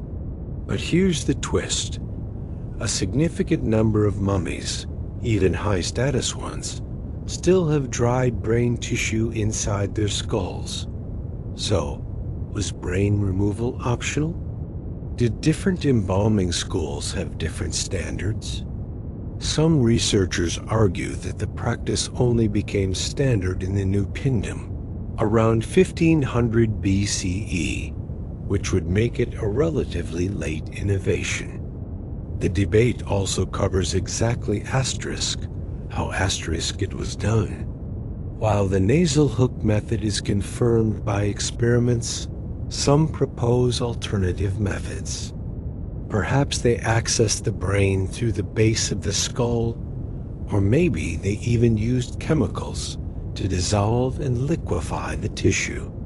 Since mummies show so many different patterns, it's likely that multiple techniques were used over time, making a single, definitive answer almost impossible to find. The abdominal incision for removing the organs also sparks a lot of controversy because it varies so much. Most mummies show a cut on the left side, but the size, location, and even the angle of the cut differ. Were these just different but equally valid techniques? Or did it come down to the individual embalmer's preference? What's even more puzzling are the mummies from later periods that have no external incision at all. Herodotus suggested that for cheaper burials, the organs were removed through the anus, but this is incredibly difficult to confirm archaeologically. The ritual around the incision is also debated. Why was the slitter, the person who made the cut, ritually driven away afterward? Was this a symbolic act to reject the violation of the body's integrity? Or did it reflect a real social status difference? We also have questions about how the incision was managed during the long natron drying process. Was it held open with clips or loosely sewn shut? It's another puzzle we're still trying to piece together. Have you ever noticed that some mummies are a deep, dark black while others are distinctly reddish-brown? This color variation is a hot topic. Did the red mummies receive a different preservation treatment, maybe using materials like ochre or henna? Or is the color just a result of different storage conditions and the natural aging process? Chemical analysis seems to support the idea that different materials were used. What's really intriguing is that the coloring might be connected to cultural symbolism. In Egyptian art, men were traditionally depicted with reddish-brown skin and women with paler skin. Is it possible the embalmers were trying to match these gender-based artistic conventions on the mummy itself? Another theory suggests the color depends on the temperature of the resin they used. Without any ancient Egyptian commentary on mummy coloration, its true significance, whether it was intentional or just a natural outcome, remains a mystery. Let's look at the heart scarab. This amulet, inscribed with spell 30B from the Book of the Dead, was placed over the heart. The spell essentially instructs the heart not to testify against the deceased during their final judgment. But the big question is, why would you want to prevent truthful testimony? Does this suggest a kind of cynicism about moral judgment, or a more nuanced fear that the heart might misremember or misrepresent one's life? The spell was incredibly common, which suggests it was seen as necessary magical insurance rather than a way to cover up major sins. The mystery deepens when we realize that not all mummies have a heart scarab. Were some people just that confident in their life's actions? Or was it simply a matter of wealth that poorer individuals couldn't afford this magical protection? The heart scarab reveals a fascinating complexity in Egyptian beliefs about morality, judgment, and the very human fear of eternal consequences. Then there's the puzzle of the canopic jars. These jars, used to store the preserved organs, are famously associated with the four sons of Horus: the human, baboon, jackal, and falcon-headed gods. But in the earlier Old and Middle Kingdoms, all the jar lids were human-headed. Why did this change happen in the New Kingdom? And why were specific organs assigned to specific animal-headed deities? No ancient texts explain the theological reasoning behind it. Another puzzle comes from the Third Intermediate Period, when embalmers started returning the preserved organs to the body cavity. Even though the organs weren't in the jars anymore, symbolic, empty canopic jars were still included in the burials. Were these empty jars just considered a religious necessity? The fact that they were made from various materials, and that some jars were clearly reused with the original names erased, raises even more questions about their spiritual and economic value. And of course, we have to talk about the mummy's curse. Popularized after the discovery of Tutankhamun's tomb, this is purely a modern myth, not an ancient Egyptian practice. The death of Lord Carnarvon was sensationalized by the press as some kind of supernatural vengeance. Researchers have proposed perfectly rational explanations, like an infected mosquito bite. Now, while some ancient tombs did have warning inscriptions threatening divine punishment for anyone who disturbed them, these were meant as deterrents, not magical curses. A more interesting scientific mystery is the possibility of real biological hazards. Think about it. Toxic molds or fungi could have been growing in these sealed tombs for thousands of years, which could certainly cause illness in excavators. This would give rise to curse symptoms with completely natural causes. Ultimately, the mummy curse phenomenon tells us more about our modern fascination with ancient mysteries than it does about actual Egyptian beliefs. So many of the most famous royal mummies are still missing, lost to ancient tomb robbers or the ravages of time. We've never found pharaohs like Khufu, the builder of the Great Pyramid, or Akhenaten, the heretical pharaoh.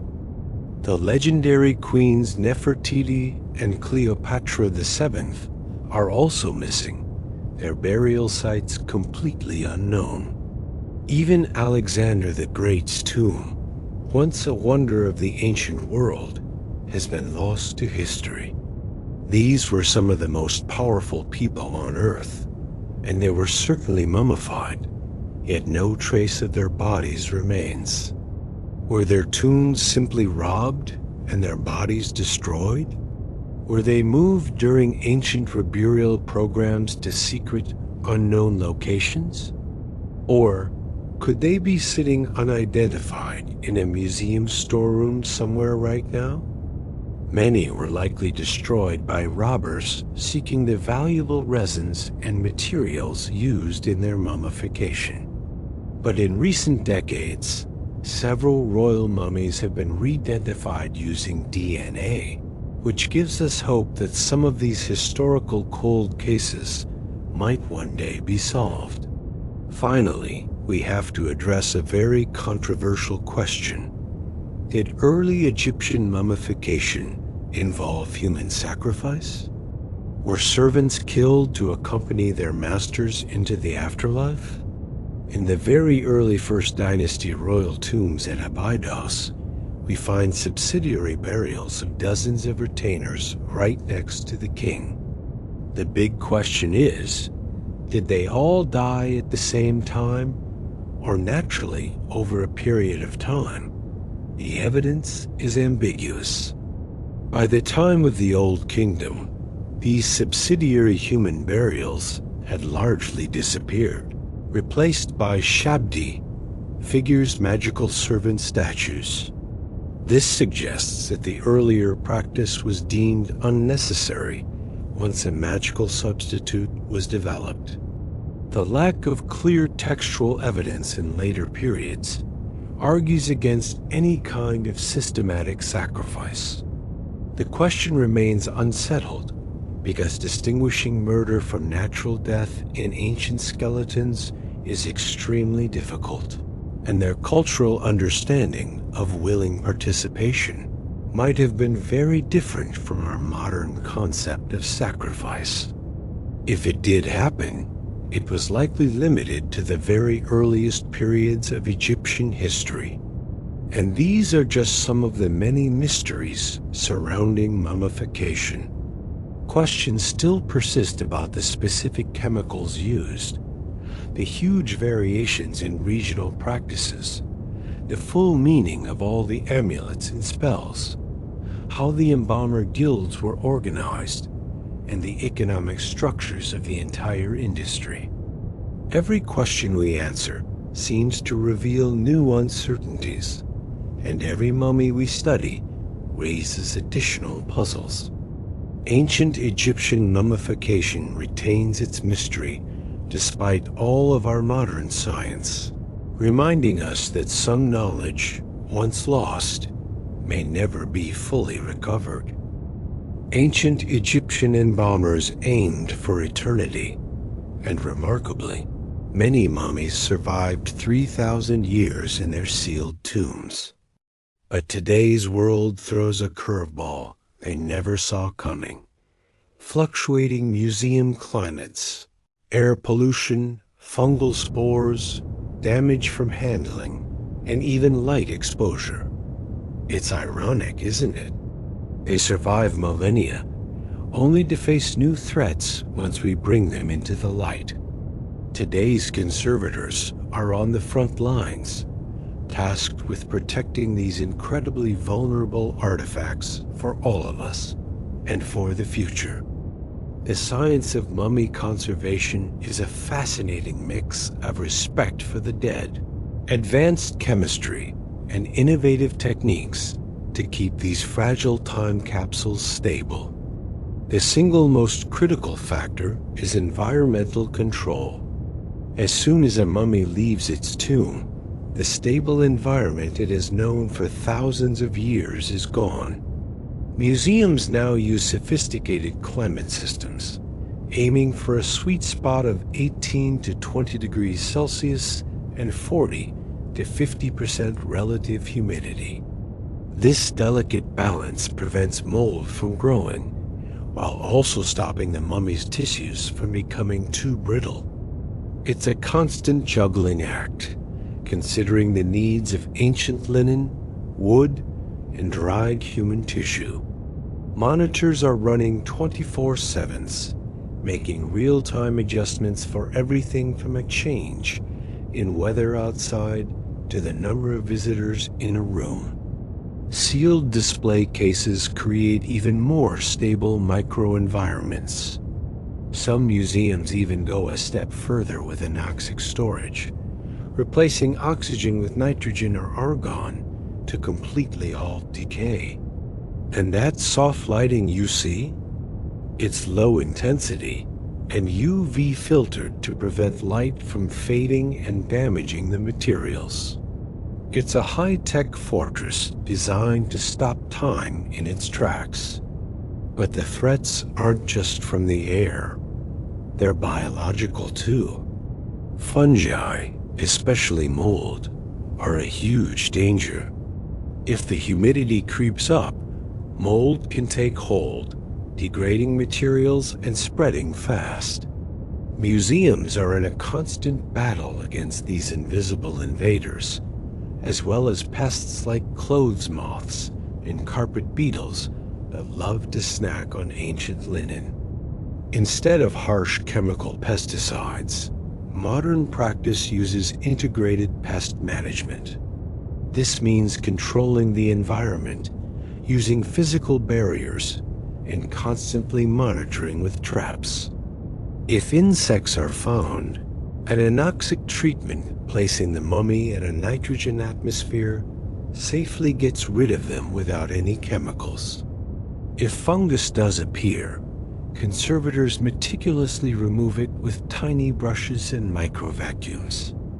It's a job that requires non-stop vigilance and a swift, targeted response. Mummies are also incredibly fragile.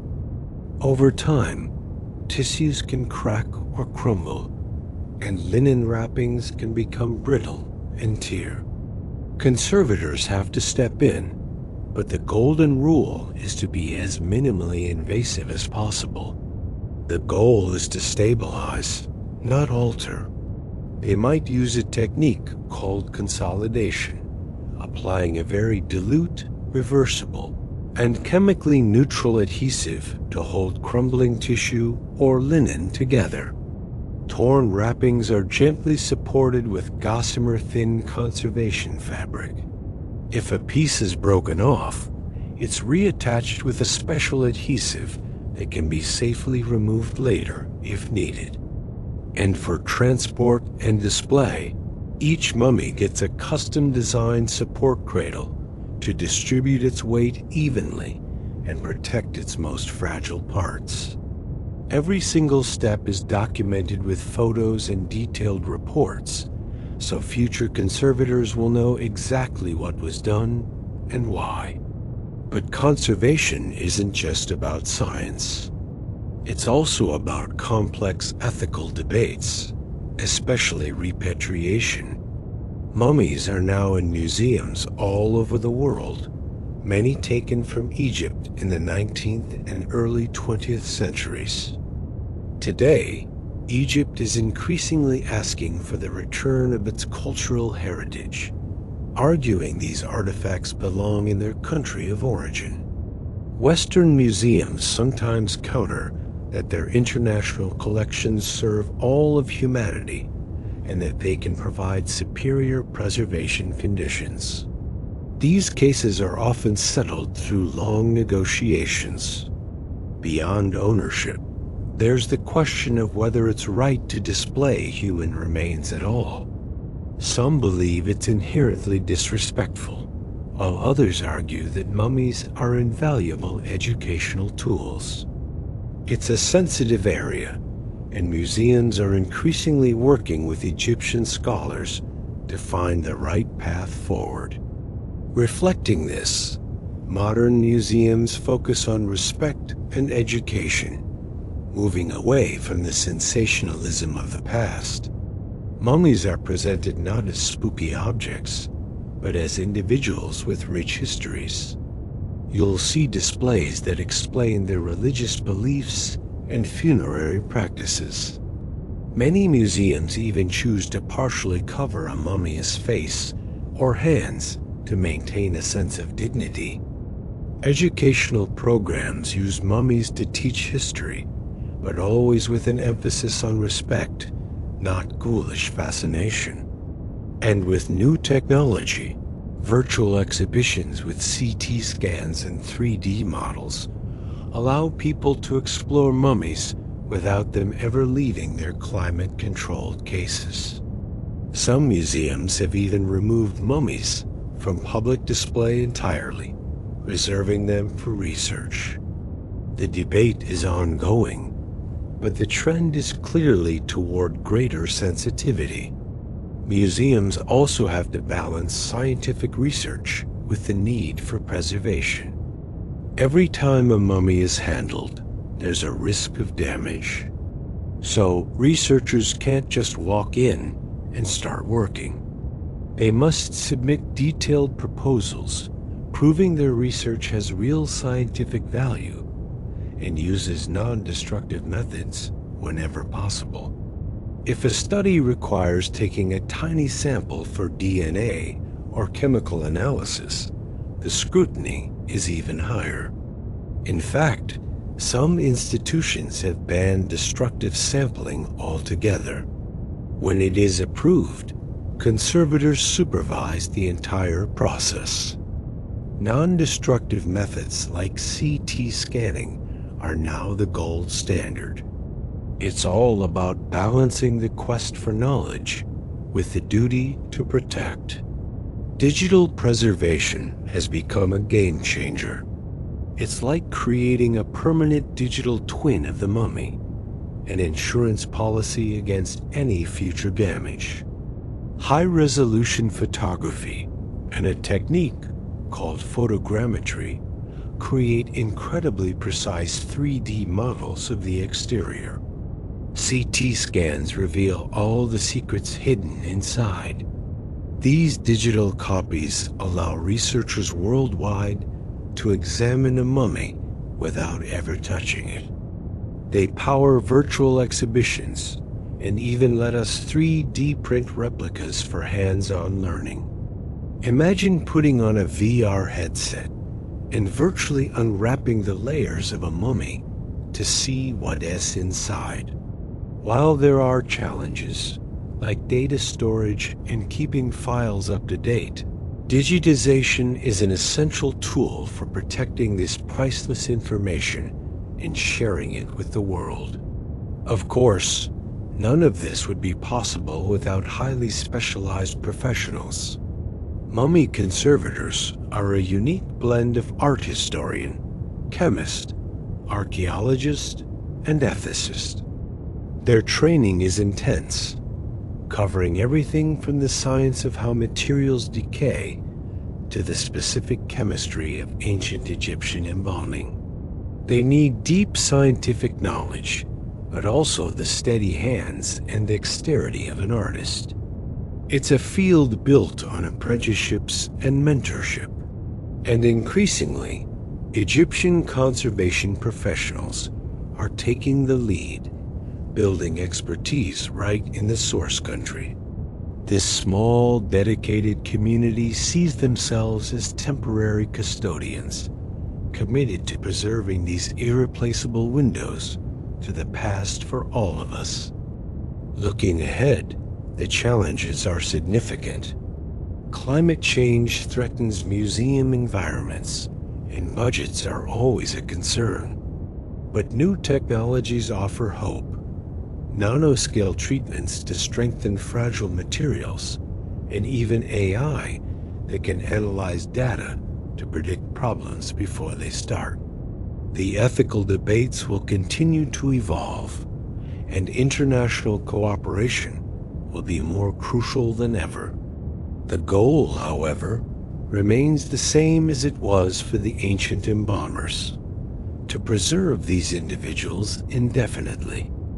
Today, we pursue that goal not with magic and ritual, but with sophisticated science they could never have imagined.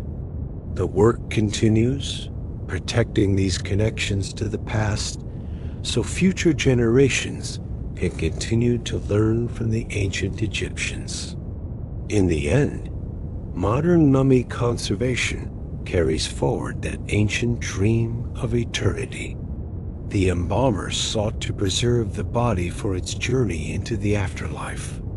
Today's conservators preserve it as a bridge to a lost civilization. In both eras, they are guardians of the dead.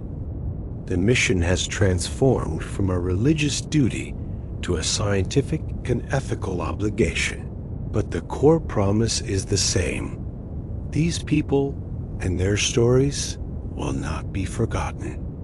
And through this careful, respectful work, the ancient Egyptians achieve a kind of immortality they could only have dreamed of.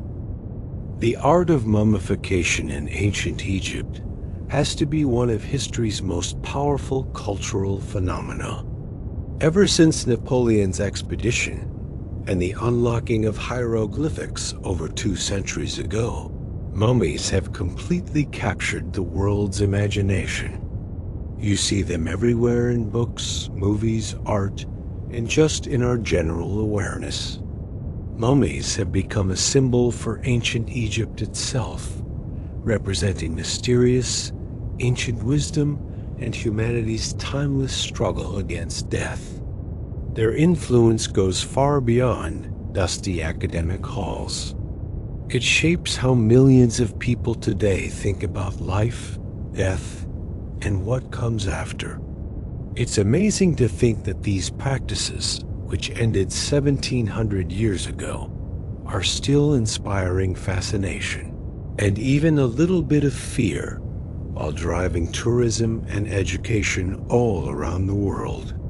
The 19th century saw a huge explosion of public interest, a craze that was called Egyptomania, or mummy fever. It really kicked off after Napoleon's 1798 expedition showed Europe the wonders of Egypt. And then in 1822, Champollion cracked the code of the hieroglyphs. Suddenly, everyone wanted a piece of ancient Egypt. Wealthy travelers would actually buy mummies as souvenirs. The most sensational events of the time were public mummy unwrapping parties, which were all about spectacle and had zero regard for preservation. These unwrappings, often led by showmen, destroyed countless mummies and their precious wrappings. It was a time when these ancient remains were treated like curiosities. Mummies even became commodities. Ground-up mummy powder, called mummia, was sold as medicine, and artists used a pigment called mummy brown in their paintings. Gothic novels and tabloid papers spread wild tales of mummy curses. This era cemented mummies as cultural icons, but it was also fueled by their exploitation. In fact, modern conservation science was born directly from the need to react against these destructive Victorian habits. Mummies have also inspired a rich world of literature, exploring themes like immortality, resurrection, and the anxieties of colonialism.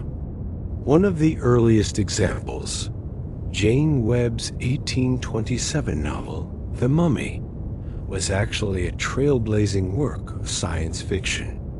Then came Théophile Gautier's 1840 story, The Mummy's Foot, which pretty much launched the whole Mummy's Curse subgenre.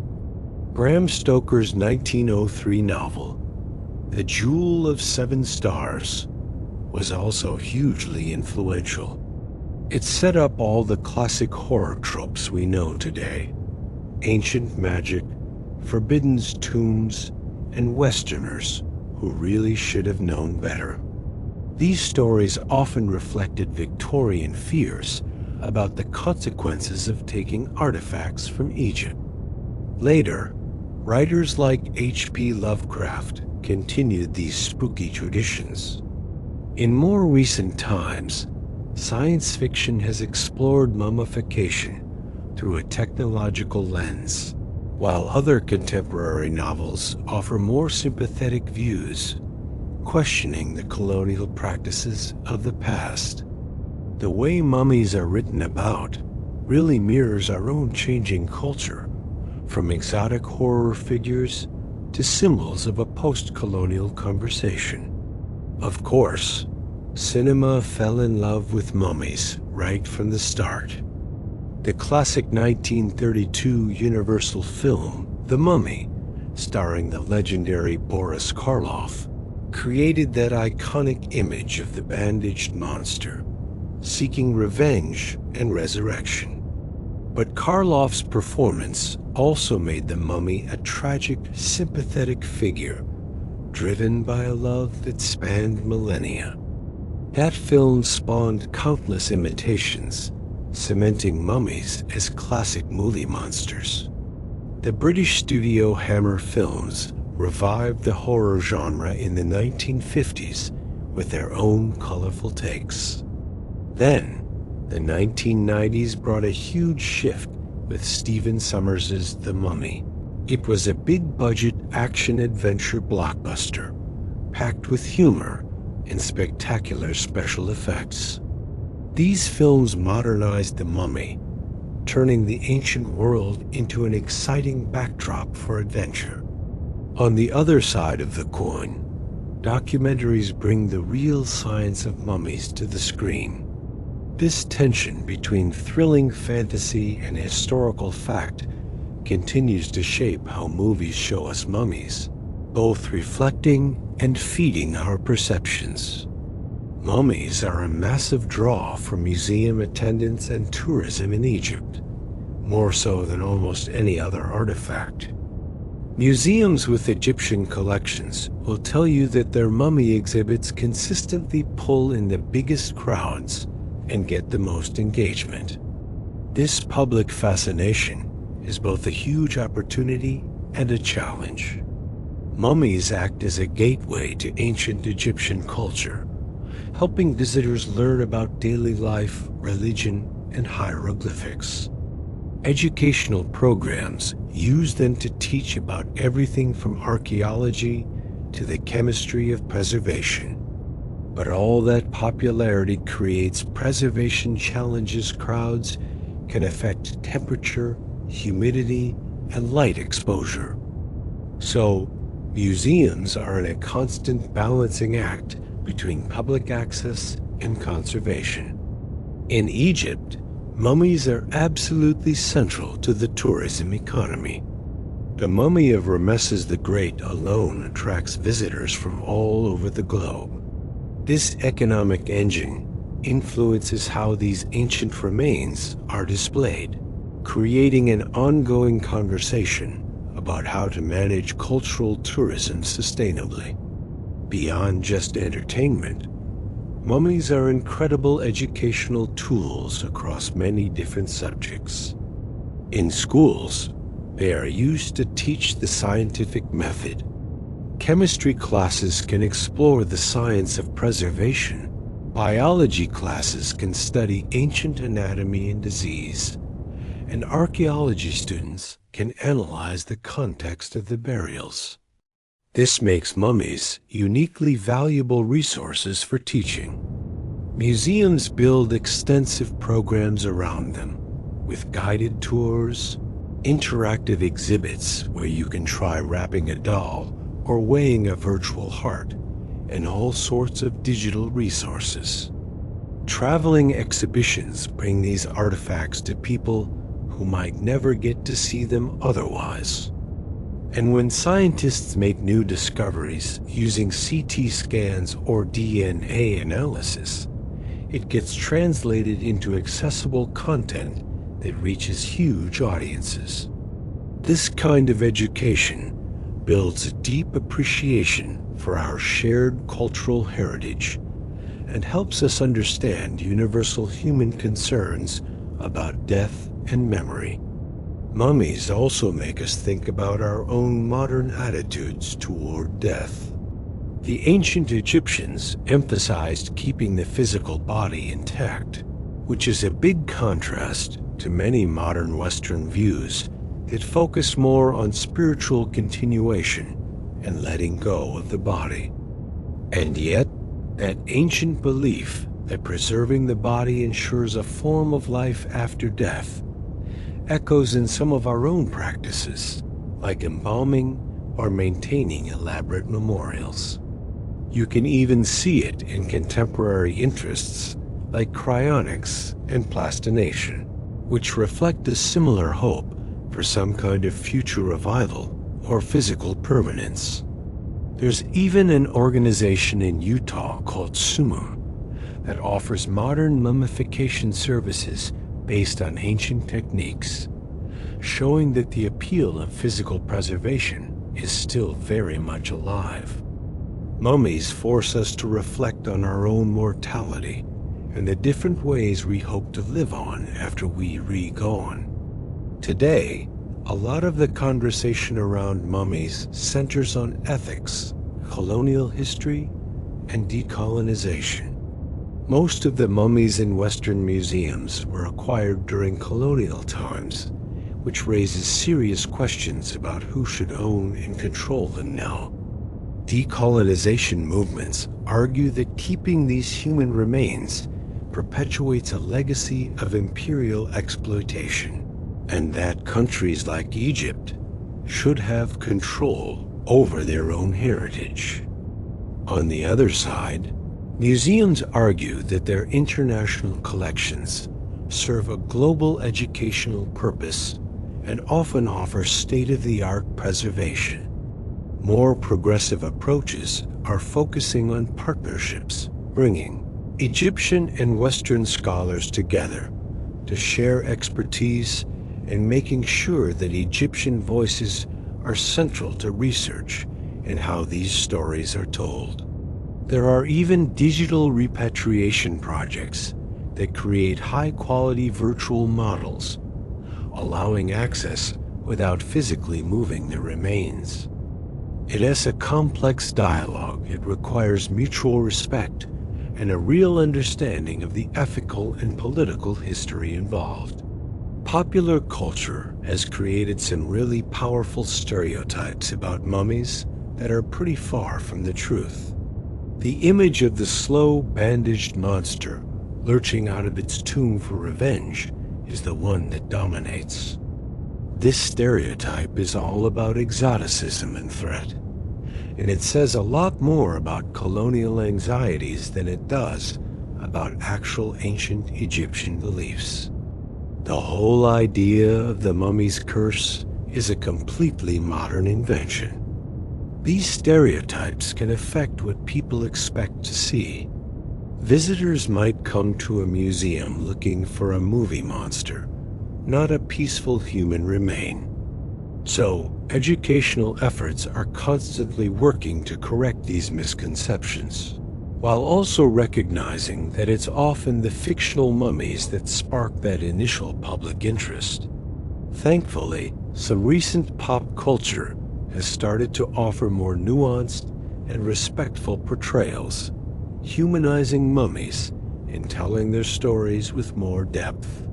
The real challenge is to use that cultural fascination as a doorway to accurate historical understanding.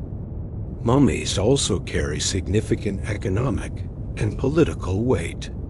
As we've seen, Egypt's tourism industry is heavily dependent on its ancient heritage. Government investment in protecting that heritage is directly linked to the money tourism brings in. International disputes over who owns certain artifacts can become diplomatic issues, with repatriation requests influencing foreign relations. Museums often justify their public funding by hosting blockbuster mummy exhibitions that generate huge revenue. But the commercialization of mummy-related content raises its own ethical questions about profiting from human remains. There are even intellectual property debates over who owns the rights to CT scan data and 3D models. And on a national level, the legacy of the pharaohs is often used to support contemporary political identity. All of these economic and political forces shape how mummies are managed, just as much as science or ethics do. So, the legacy of ancient Egyptian mummification is vast and continues to exert a profound influence today. Mummies inspire art, they drive tourism, they teach millions about science, and they force us to have important ethical conversations. They are a bridge across millennia, connecting us to an ancient civilization by making the past tangible and real. Their legacy also extends to the powerful ideas they represent, that death does not have to mean the end, and that human achievement can, in some way, transcend mortality. In a very real sense, the ancient Egyptians achieved the immortality they so desperately sought. Behind every mummy lies a unique human story. While most ancient Egyptians remain anonymous, a few have become famous. Their life stories pieced together from historical records and scientific analysis. These famous mummies, rulers, priests, and commoners are more than just specimens. They're time capsules connecting us directly to the reality of ancient Egypt. They faced struggles and achieved great things. In this video, we'll explore these fascinating individuals, learning not just about mummification, but about the actual people whose bodies have survived to tell their stories millennia after their deaths. Tutankhamun became the most famous mummy in history for one simple reason. His tomb was discovered almost completely intact in 1922 by Howard Carter. He took the throne at just 9 years old during a turbulent time, restoring the traditional religion after his father Akhenaten's reforms. His reign lasted only 9 years, and he died around the age of 19. His mummy, found within a solid gold coffin and that iconic mask, showed evidence of malaria and a broken leg shortly before his death. DNA analysis later revealed he was the product of royal inbreeding. His parents were brother and sister, which likely contributed to his poor health. His mummification was top tier, incorporating 143 amulets and extensive resin. Tutankhamun's tomb gives us an unparalleled look into royal burial practices, making him the face of ancient Egypt, despite his relatively minor role in history. Ramesses II, also known as Ramesses the Great, ruled for an incredible 66 years. He was a long-lived, successful pharaoh who left behind a monumental legacy. He led extensive military campaigns, like the famous Battle of Kadesh, and built more monuments than any other pharaoh, including Abu Simbel and the Ramesseum. Ramesses died around age 90 and received an elaborate mummification. His mummy, discovered in 1881, is remarkably well preserved, showing his distinctive hooked nose and reddish hair. Analysis revealed he suffered from a chronic disease called ankylosing spondylitis in his later years. In a bizarre twist, he was flown to Paris in 1976 for fungal treatment and was received with the full honors of a visiting head of state. Even today, Ramesses' preserved face is instantly recognizable as one of history's most powerful rulers. Hatshepsut was one of Egypt's few female pharaohs. She started as regent for her young stepson Thutmose III, but soon declared herself pharaoh, even adopting the traditional false beard and masculine attire. Her successful 22-year reign saw the construction of the magnificent Deir el-Bahari Temple and ambitious trading expeditions. After she died, Thutmose III tried to erase her from history by destroying her images. For centuries, her mummy was lost. It was finally identified in 2007 among a group of unidentified bodies. The key was a single tooth found in a box with her name on it that perfectly matched a gap in the mummy's jaw. DNA confirmed it.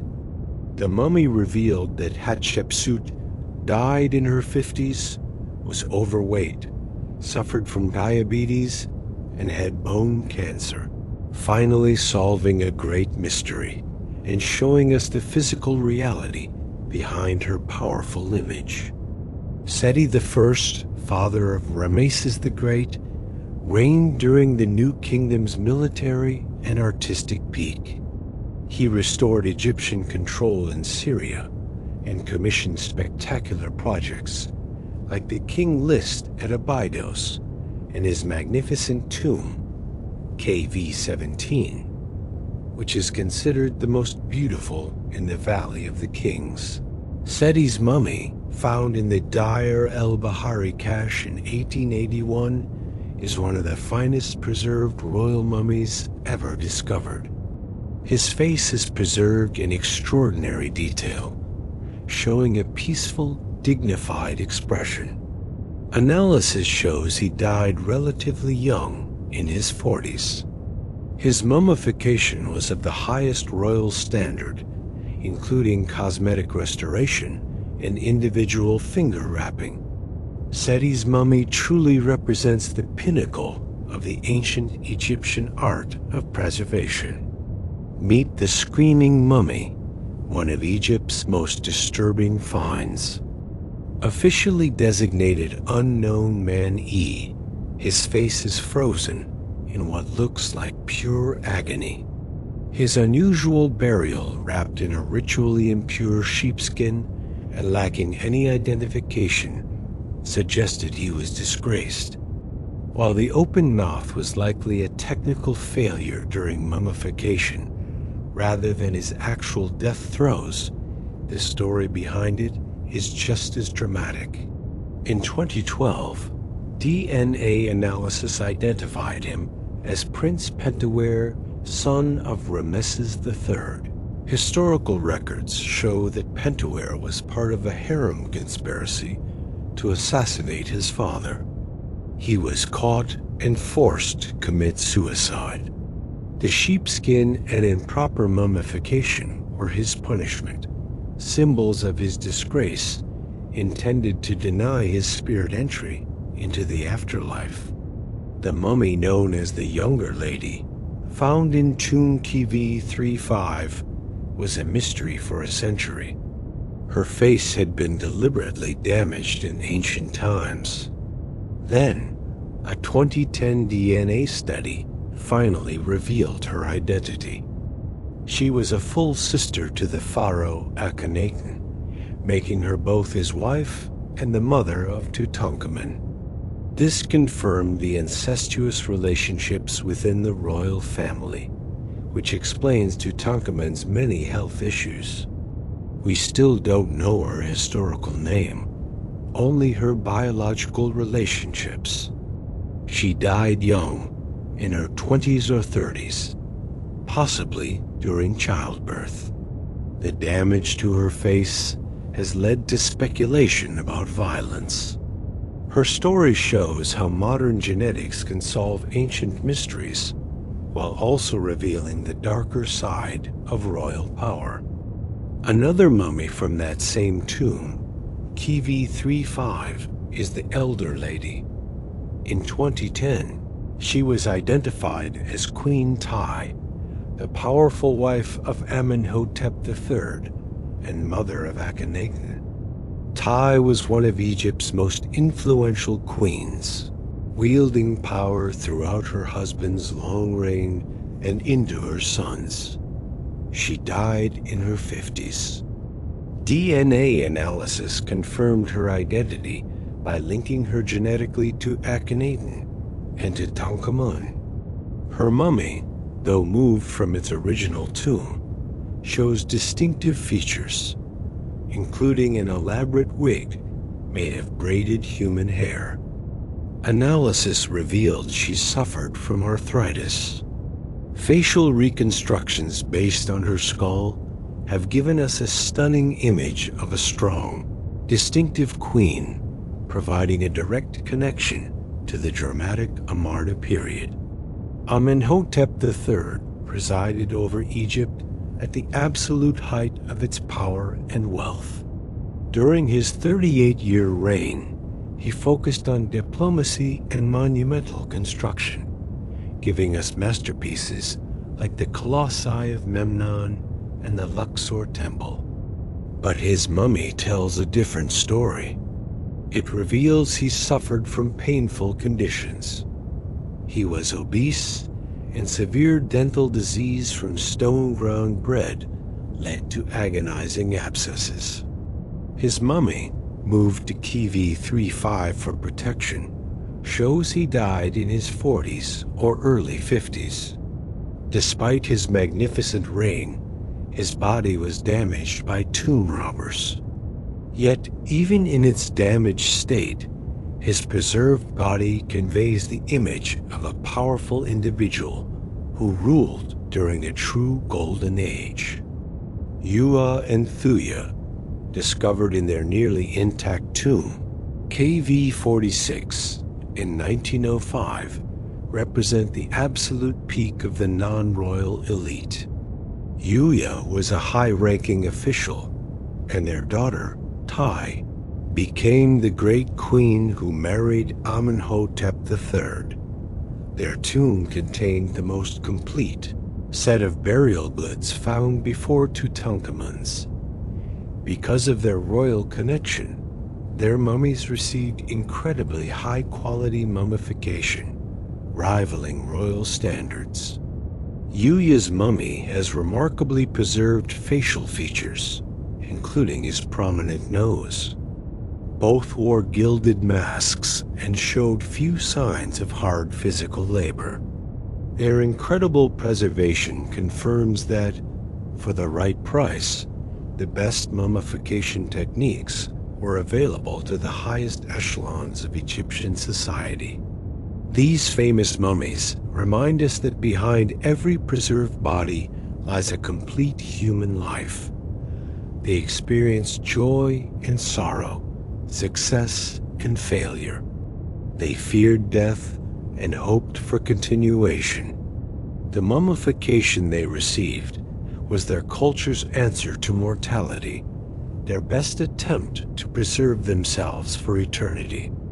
The fact that we can know their stories, study their bodies, and connect with them across millennia means that, in a sense, their quest for eternal life succeeded. They are remembered, and their stories continue to be told.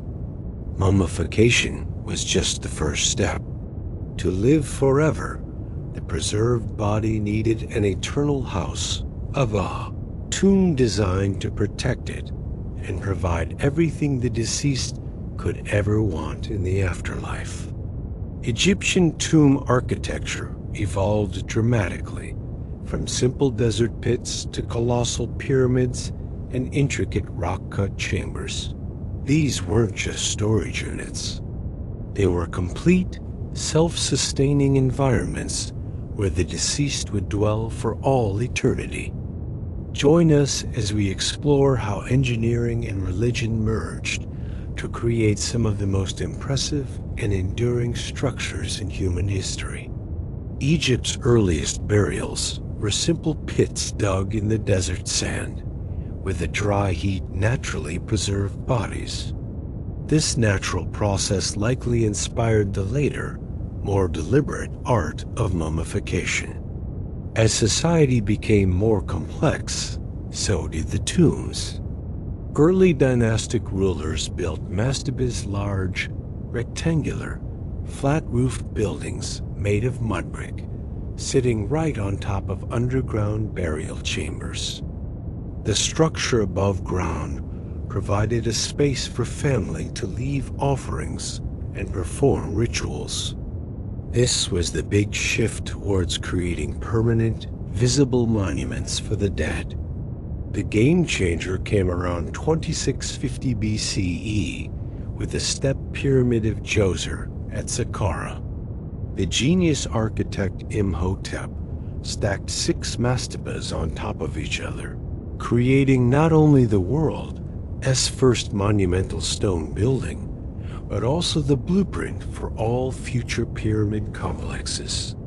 The Old Kingdom, from about 2600 to 2500 BCE, was the golden age of pyramid building. It peaked with the Great Pyramid of Khufu at Giza. This absolute monster originally stood 146 meters tall and was built from roughly 2.3 million massive limestone blocks. The engineering precision they achieved, using only simple copper tools, is still mind-boggling today. Inside, a series of passages leads to the king's chamber, which houses his granite sarcophagus. The pyramid wasn't a standalone structure. It was part of a huge complex, including temples and the Great Sphinx. Later pyramids even had the first religious texts, known as the pyramid texts, carved onto the burial chamber walls. While these pyramids were meant to protect the king's body and show off his divine power, their sheer visibility made them irresistible targets for tomb robbers. Ultimately, Every single one was plundered in ancient times. Recognizing that giant pyramids were basically giant rob me signs, the pharaohs of the Middle Kingdom tried a different approach. They started experimenting with security through complexity and concealment. One king, Amenhotep III, built a pyramid at Hawara with an incredibly confusing maze of internal passages, but even that was eventually robbed. The real shift was toward rock-cut tombs carved directly into cliff faces, which offered much better security. The elite also adopted this style, creating beautiful tombs like those at Beni Hassan, with walls painted with vibrant scenes of daily life. Rock-cut tombs were harder to find and could be sealed more effectively. But this just kicked off a constant cat-and-mouse game between tomb builders and tomb robbers, driving centuries of innovation in security. The pharaohs of the New Kingdom took concealment to the next level. They chose a remote, hidden valley for their royal cemetery, a place we now call the Valley of the Kings. Over 500 years, 63 tombs were cut deep into the bedrock here. A typical tomb had a long, descending corridor leading through various side chambers and pillared halls to the burial chamber at the very end. The walls were covered from top to bottom with religious texts like the Book of Gates, which acted as a magical guide for the king's journey through the underworld. Tombs like that of Seti I contain some of the most breathtaking art ever created. But despite all the precautions, most were still found and robbed. The one famous exception? Tutankhamun's tomb, which survived nearly intact only because its entrance was accidentally buried by rubble from a later construction project, hiding it from thieves for over 3,000 years. Of course, it wasn't just the kings. Queens and other royal family members had their own cemeteries, most famously the Valley of the Queens. The tomb of Queen Nefertari, the favorite wife of Ramesses II, is considered one of the most beautiful in all of Egypt. With painted decorations so vibrant and detailed, they almost look alive. High-ranking officials and wealthy nobles also built elaborate tombs for themselves in places like the Valley of the Nobles. These tombs are a treasure trove of information, with walls covered in scenes of daily life crafts, banquets, and administrative work, giving us an invaluable window into ancient Egyptian society beyond the royals. They often had a T-shaped layout, cleverly separating the public offering chapel from the hidden, protected burial shaft deep below. In later periods, as political stability wavered and resources dwindled, tomb designs had to adapt. Some pharaohs and nobles chose to be buried within the protective walls of major temple compounds. Massive shaft tombs began to appear, with vertical shafts plunging up to 30 meters deep, leading to a network of chambers for multiple family members. During the Ptolemaic period, when Greeks ruled Egypt, a fascinating blend of Greek and Egyptian styles emerged. In Alexandria, this led to unique structures like the catacombs of Kam el-Shokofa, a multi-level underground cemetery where Greek and Egyptian gods and motifs appear side by side. The grand tradition finally came to an end as Christianity spread across Egypt around the 5th century CE, replacing the ancient beliefs. Tomb architects threw everything they had at protecting these eternal homes. Concealment was the first line of defense, hiding entrances under piles of rubble. If robbers got past that, they'd face passages blocked by huge stone plugs or heavy portcullis slabs designed to drop down and seal the way. Architects also built dead-end corridors and false burial chambers to waste the robbers' time and energy. Some tombs even included deep pits or wells as traps. Despite all this, robbers, who often had inside information from corrupt officials or workers, managed to breach almost every single tomb. Ancient court records on papyrus even describe the trials of organized gangs of tomb robbers. The consistent failure of these security measures is why priests later resorted to gathering the royal mummies and hiding them in secret caches for safekeeping. The incredible decoration inside these tombs wasn't just for show, it had a vital magical purpose. Every single image was a tool to ensure a successful afterlife. In royal tombs, the walls are covered with underworld books, like the Book of Gates, which depict the sun god's nightly journey through the darkness, a journey the deceased king hoped to join. Star-covered astronomical ceilings connected the pharaoh to the eternal rhythm of the cosmos. In private tombs, scenes of daily life, farming, and feasting magically guaranteed that the deceased would have plenty of food and comfort for eternity. The false door was a stone portal that allowed the person's spirit, or ka, to pass through and receive offerings. Statues weren't just portraits. They were backup bodies for the soul, in case the mummy was ever destroyed. The rediscovery of these tombs is what created the modern field of Egyptology. It all started with Napoleon's expedition, which sparked a wave of European interest. The 19th century saw incredible discoveries by adventurers like Giovanni Belzoni. In 1858, Auguste Mariette established a service to systematically protect these ancient sites. The discovery of the royal mummy cache in 1881 was revolutionary. And of course, the most famous discovery of all was Howard Carter finding Tutankhamun's intact tomb in 1922. Today, archaeology has gone high-tech. We use non-invasive tools like ground-penetrating radar and satellite imagery to locate new tombs without even touching the ground. The focus has shifted from treasure hunting to scientific documentation, conservation, and using these tombs as incredible sources of cultural information.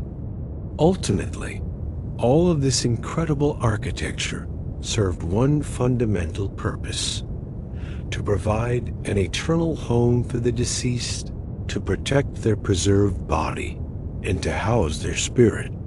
Every feature, from the towering pyramid to the smallest painted detail, was aimed at this single goal. The tombs were literally houses of eternity, a place where the boundary between life and death blurred, and where families could maintain their connection with loved ones through offerings and rituals. How did ancient Egyptians prepare for the ultimate journey? They didn't just preserve their bodies. They created the world's first guidebooks to eternity. These were comprehensive instruction manuals filled with spells, passwords, and magical protection to navigate the dangerous path through the underworld.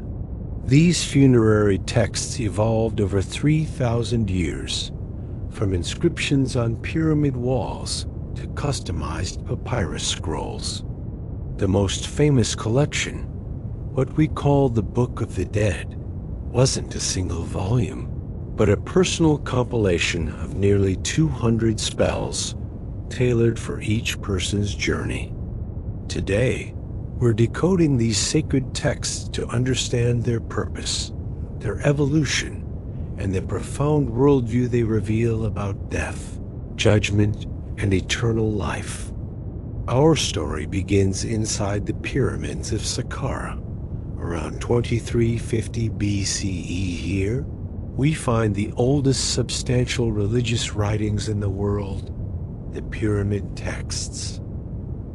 Carved into the walls of 5th and 6th dynasty royal tombs, these 750 or so spells were exclusively for the pharaoh. It weren't just random prayers. They were a script for a divine transformation. The texts describe the deceased king ascending to the heavens to become a star, or joining the sun god Re on his eternal journey across the sky. They provided magical armor against the dangers of the underworld and powerfully asserted the king's divine nature. The language is ancient, hinting at even older oral traditions, and the hieroglyphs were often painted green, the color of new life and rebirth. For centuries, this was a closely guarded royal secret, the very beginning of a complex spiritual system. Then, during the Middle Kingdom, something amazing happened, a kind of spiritual democratization. The sacred spells once reserved for pharaohs became accessible to wealthy, non-royal individuals. Instead of pyramid walls, the texts were now painted directly onto the insides of their coffins, enveloping the deceased in magical protection. These coffin texts expanded on the old pyramid texts, adding new spells that addressed more practical afterlife concerns. How do I get food?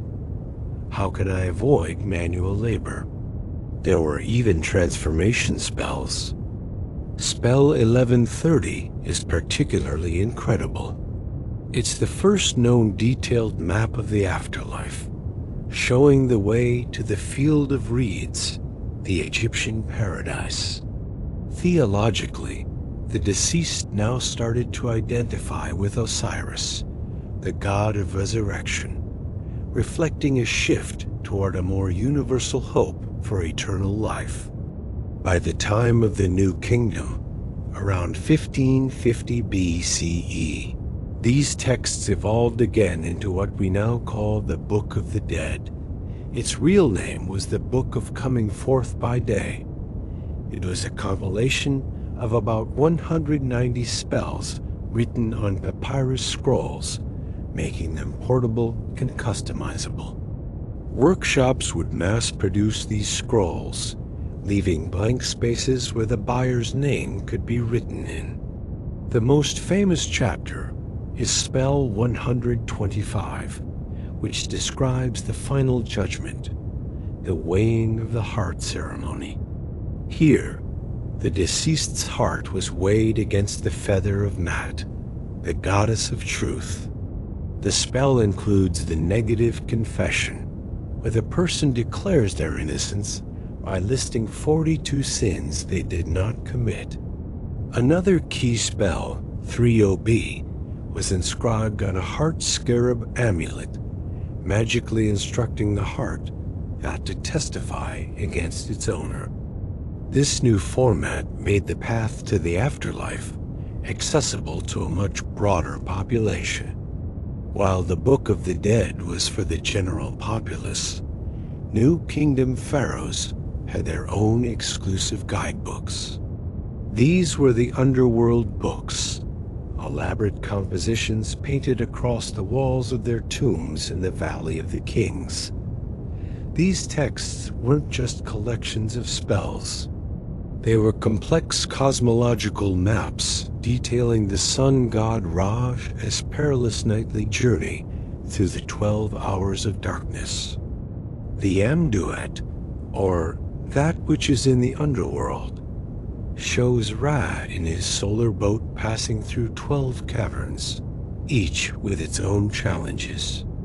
The Book of Gates focuses on massive gateways guarded by fiery serpent deities.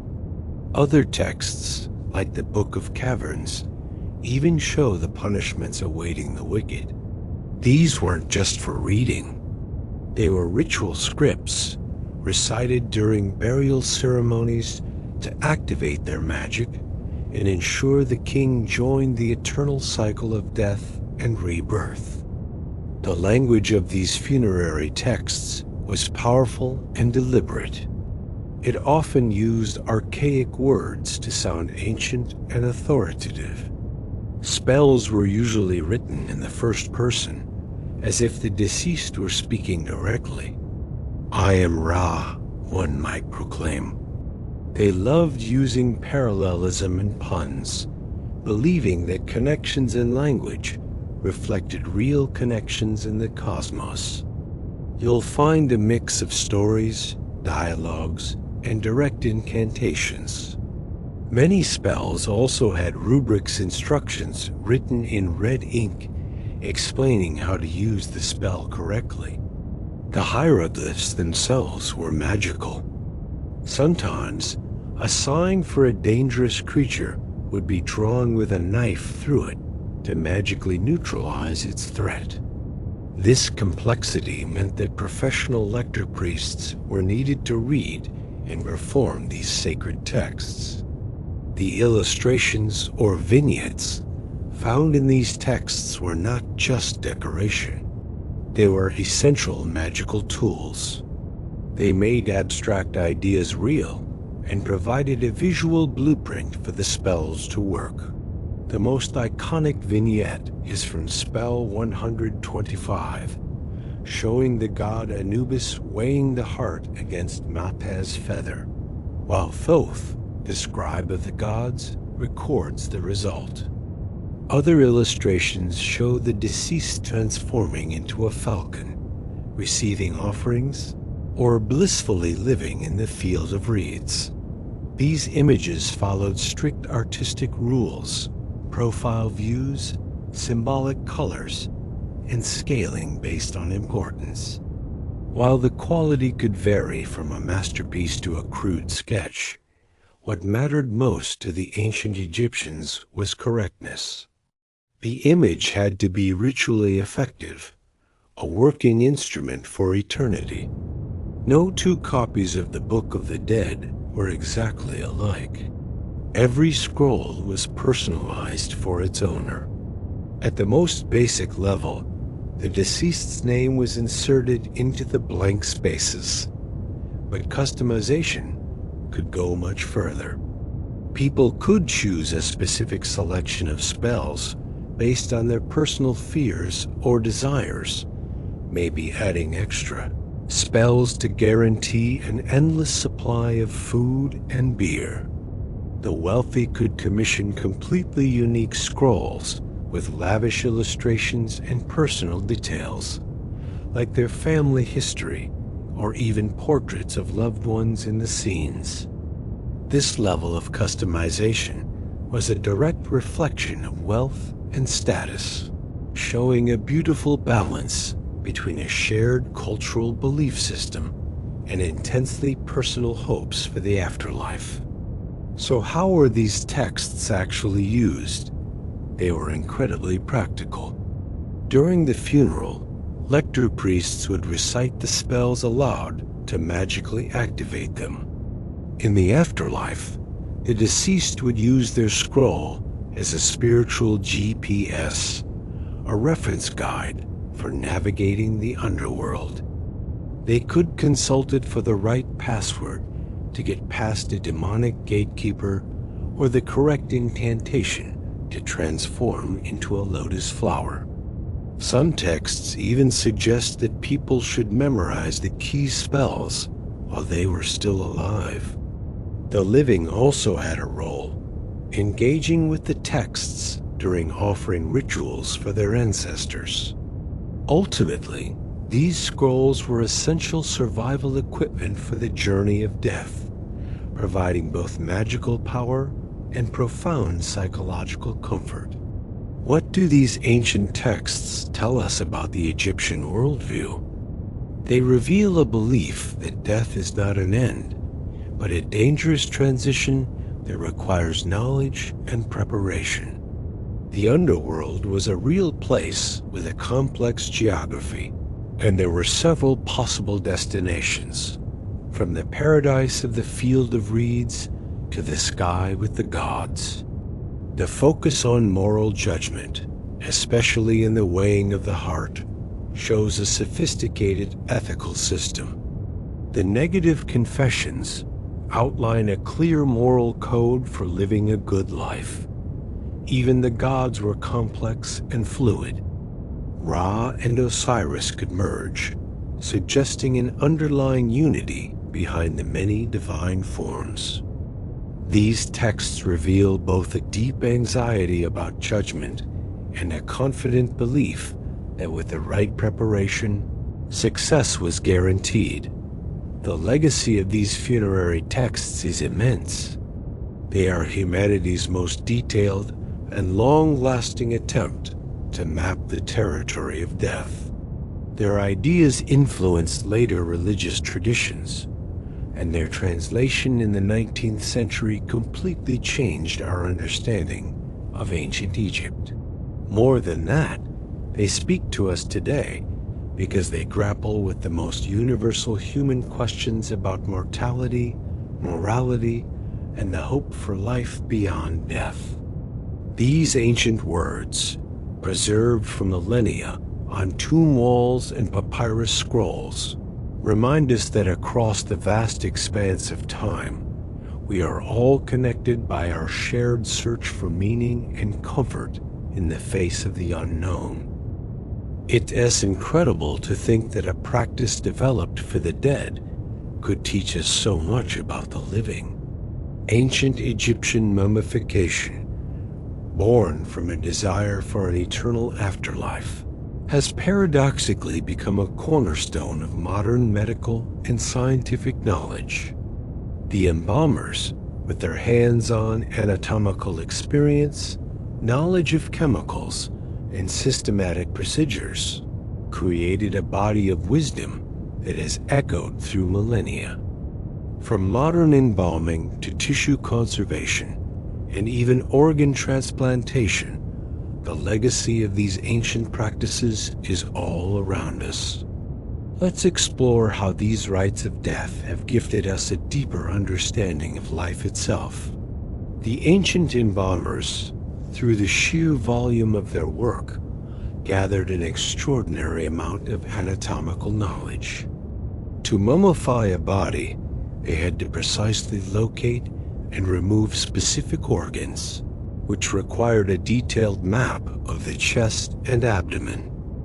They knew where the heart was, where the brain was, even if their understanding of their functions was different from ours. This practical, hands-on experience likely preceded and even influenced the more systematic anatomical studies of Greek medicine. It's thought that Greek physicians in Alexandria, like the famous Eryphilus, might have been inspired by these Egyptian traditions of opening the body. This transfer of knowledge across cultures is a direct line from mummification to the very foundations of medical science. Modern embalming owes a direct debt to these ancient methods. During the American Civil War, the need to preserve soldiers for transport back to their families led to new techniques, often inspired by what was known about Egyptian preservation. Thomas Holmes, considered the father of modern American embalming, was a student of these ancient practices. Today's methods, using formaldehyde-based solutions injected into the arteries, are chemically different from the dehydration used by the Egyptians, but the goal is the same: to halt decomposition. The very idea that a body should be preserved for viewing, a standard practice today, has its roots in Egyptian mummification. Even the modern green burial movement is, in a way, a reaction to this long tradition influenced by the pharaohs.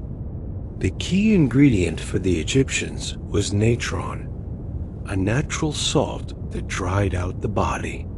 The principles behind how natron works are still relevant today. Think about how we preserve biological specimens for research and teaching.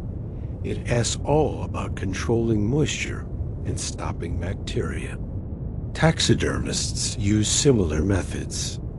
Modern techniques like freeze drying and cryopreservation share that same core principle: stop biological processes to prevent decay. Even plastination, which replaces body water with polymers to create permanent anatomical models, is a high-tech echo of mummification.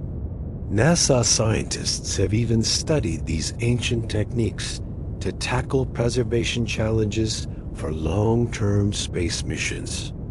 The chemistry is constant: control moisture, stop bacteria, and maintain structure. Mummies are a treasure trove for paleopathology, a study of ancient diseases. By analyzing these ancient remains, we've learned so much. DNA from tuberculosis has been found in mummies, helping us trace the long history of the disease. We've detected malaria parasites in pharaohs like Tutankhamun, confirming its prevalence in ancient Egypt. Evidence of schistosomiasis, a parasitic disease, has also been found. Perhaps most surprisingly, we found atherosclerosis, or hardening of the arteries, in mummies. This challenges the idea that heart disease is a purely modern problem. Finding evidence of cancer and severe dental disease gives us a long-term perspective on human health, information that helps us build better epidemiological models today. The technical skills of the embalmers, their clean incisions, careful organ removal, and methodical approach had a clear influence on the development of surgery. The Edwin Smith Papyrus, dating back to around 1600 BCE, describes 48 surgical cases with a sophistication that is truly remarkable. It details diagnoses and treatments, like cleaning wounds and applying preservative substances, that sound very similar to embalming techniques. This suggests a cross-pollination of ideas between the sacred and the medical. Later, Greek and Roman surgical texts would build on this foundation. The basic approach of a systematic procedure and careful handling of tissue can be traced right back to the ancient embalmers' tables. Modern forensic science shares a deep conceptual link with the study of mummies. Both disciplines examine a body to figure out the cause of death and reconstruct a life. The ancient embalmers, by observing trauma and disease on the bodies they prepared, were in a sense the world's first forensic examiners. Today, we apply modern forensic techniques like CT scanning, DNA profiling, and facial reconstruction to mummies, helping us solve ancient mysteries. The methods used to analyze trauma on a mummy are the same ones used in a modern death investigation. The famous case of the screaming mummy, identified as Prince Pentawere, was essentially a forensic cold case solved thousands of years later.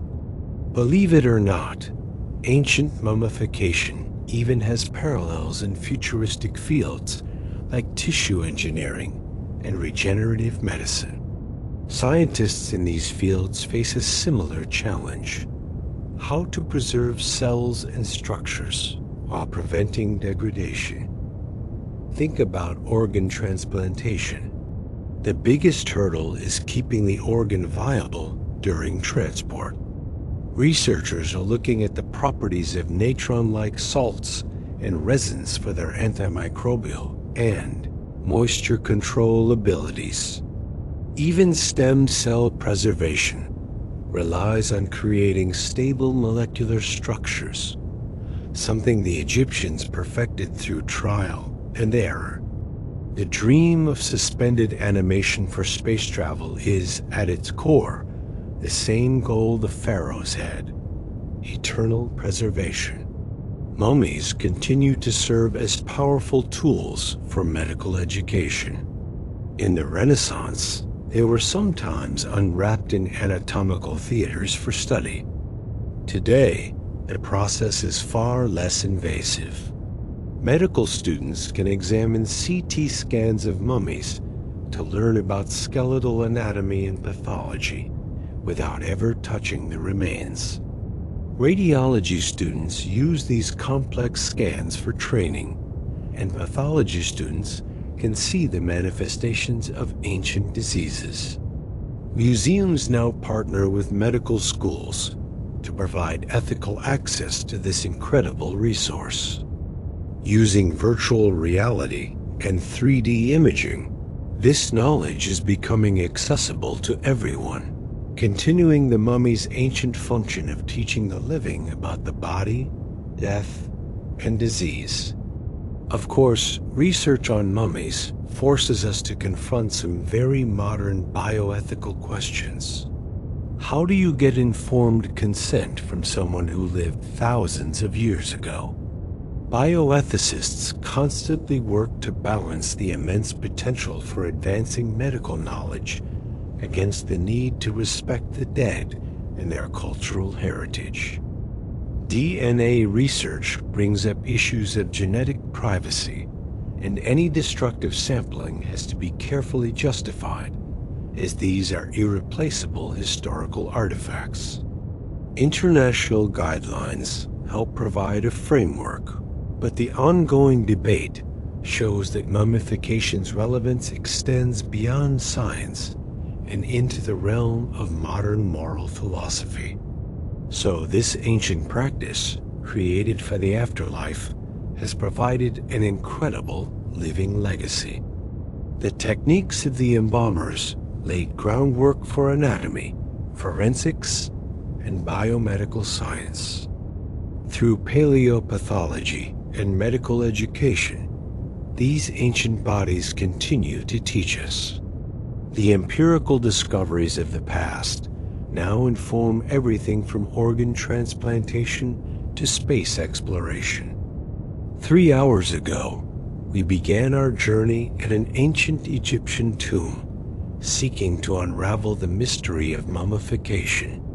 We've traced the entire 70-day process, from brain removal and evisceration to dehydration and wrapping. We've explored its deep religious meaning, the vast scale of animal mummification, and how modern science pulls incredible data from these ancient remains. Now, as our journey concludes, we reflect on what it all means and why these 4,000-year-old practices still speak to us today. What have we learned? That ancient Egyptians were a deeply sophisticated and systematic people. They mastered preservation chemistry through trial and error, discovered surgical techniques requiring incredible precision, and engineered tombs that defy time. But beyond their technical genius, they showed profound emotional depth. The immense care they took reveals a love for their dead and a powerful belief that life mattered beyond the grave. They valued truth and justice, challenging any modern assumptions of superiority. They were, in every sense, fully human. Studying mummification also reveals something about ourselves. The questions they asked are still our questions. What happens when we die? Can anything of us survive? How should we honor our dead? Every society grapples with these challenges. We still seek ways to transcend death, whether through religion, science, or art. This recognition of a shared humanity across millennia is deeply moving. Their preserved bodies are like bridges, connecting us to distant relatives who face the same existential fears we do. So, did mummification succeed? In terms of physical preservation, absolutely. Thousands of mummies have survived for millennia. Culturally, their success was beyond their wildest dreams. Names like Tutankhamun and Ramesses II are famous 40 centuries later, a true form of immortality. And unintentionally, they taught us so much about medicine and science. But the quest for eternal, undisturbed rest, that failed almost completely. Nearly every tomb was robbed. Many mummies now sit in museums, famous but not at peace. It's a story of mixed success, a lesson in unintended consequences. In fact, these mummies have become some of history's greatest teachers. Every mummy studied offers data we can get nowhere else. Medical researchers learn about ancient diseases, geneticists trace human migration, and chemists analyze materials that could have modern uses. This is their most profound, unintended success. Their bodies speak, telling us their stories, revealing their lives, and turning them into ambassadors from the past, long after their original religious purpose faded. Today, modern conservators continue the work of ancient embalmers, preserving these mummies for a future we can't yet imagine. This requires sophisticated climate control, constant vigilance, and a deep institutional commitment. It also forces us to confront difficult ethical questions, balancing research value with respect for human remains. In a way, we are collaborating with the ancient Egyptians across millennia, acting as temporary guardians to ensure these fragile bodies last forever.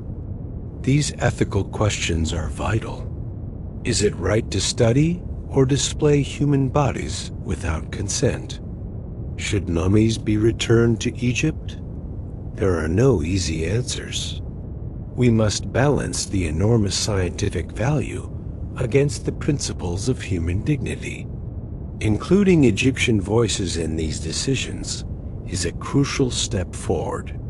The very fact that we have this ongoing conversation shows our respect.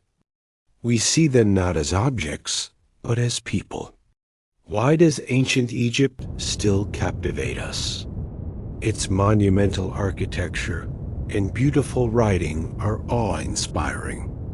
But fundamentally, the mummies make it real. They create a visceral, emotional connection that collapses time. They let us look into the face of the past. Their hope for eternal life found an unexpected fulfillment in our unending curiosity. They reached across time to us, and our fascination is our answer back. If we could send a message to those ancient embalmers, what would we say? Your techniques worked. The bodies survived 4,000 years. The names you preserved are still spoken. Your work helps us understand medicine and science. And what might they say in return? We are grateful you remember us. Treat our bodies with respect, for we are your ancestors. Continue the work.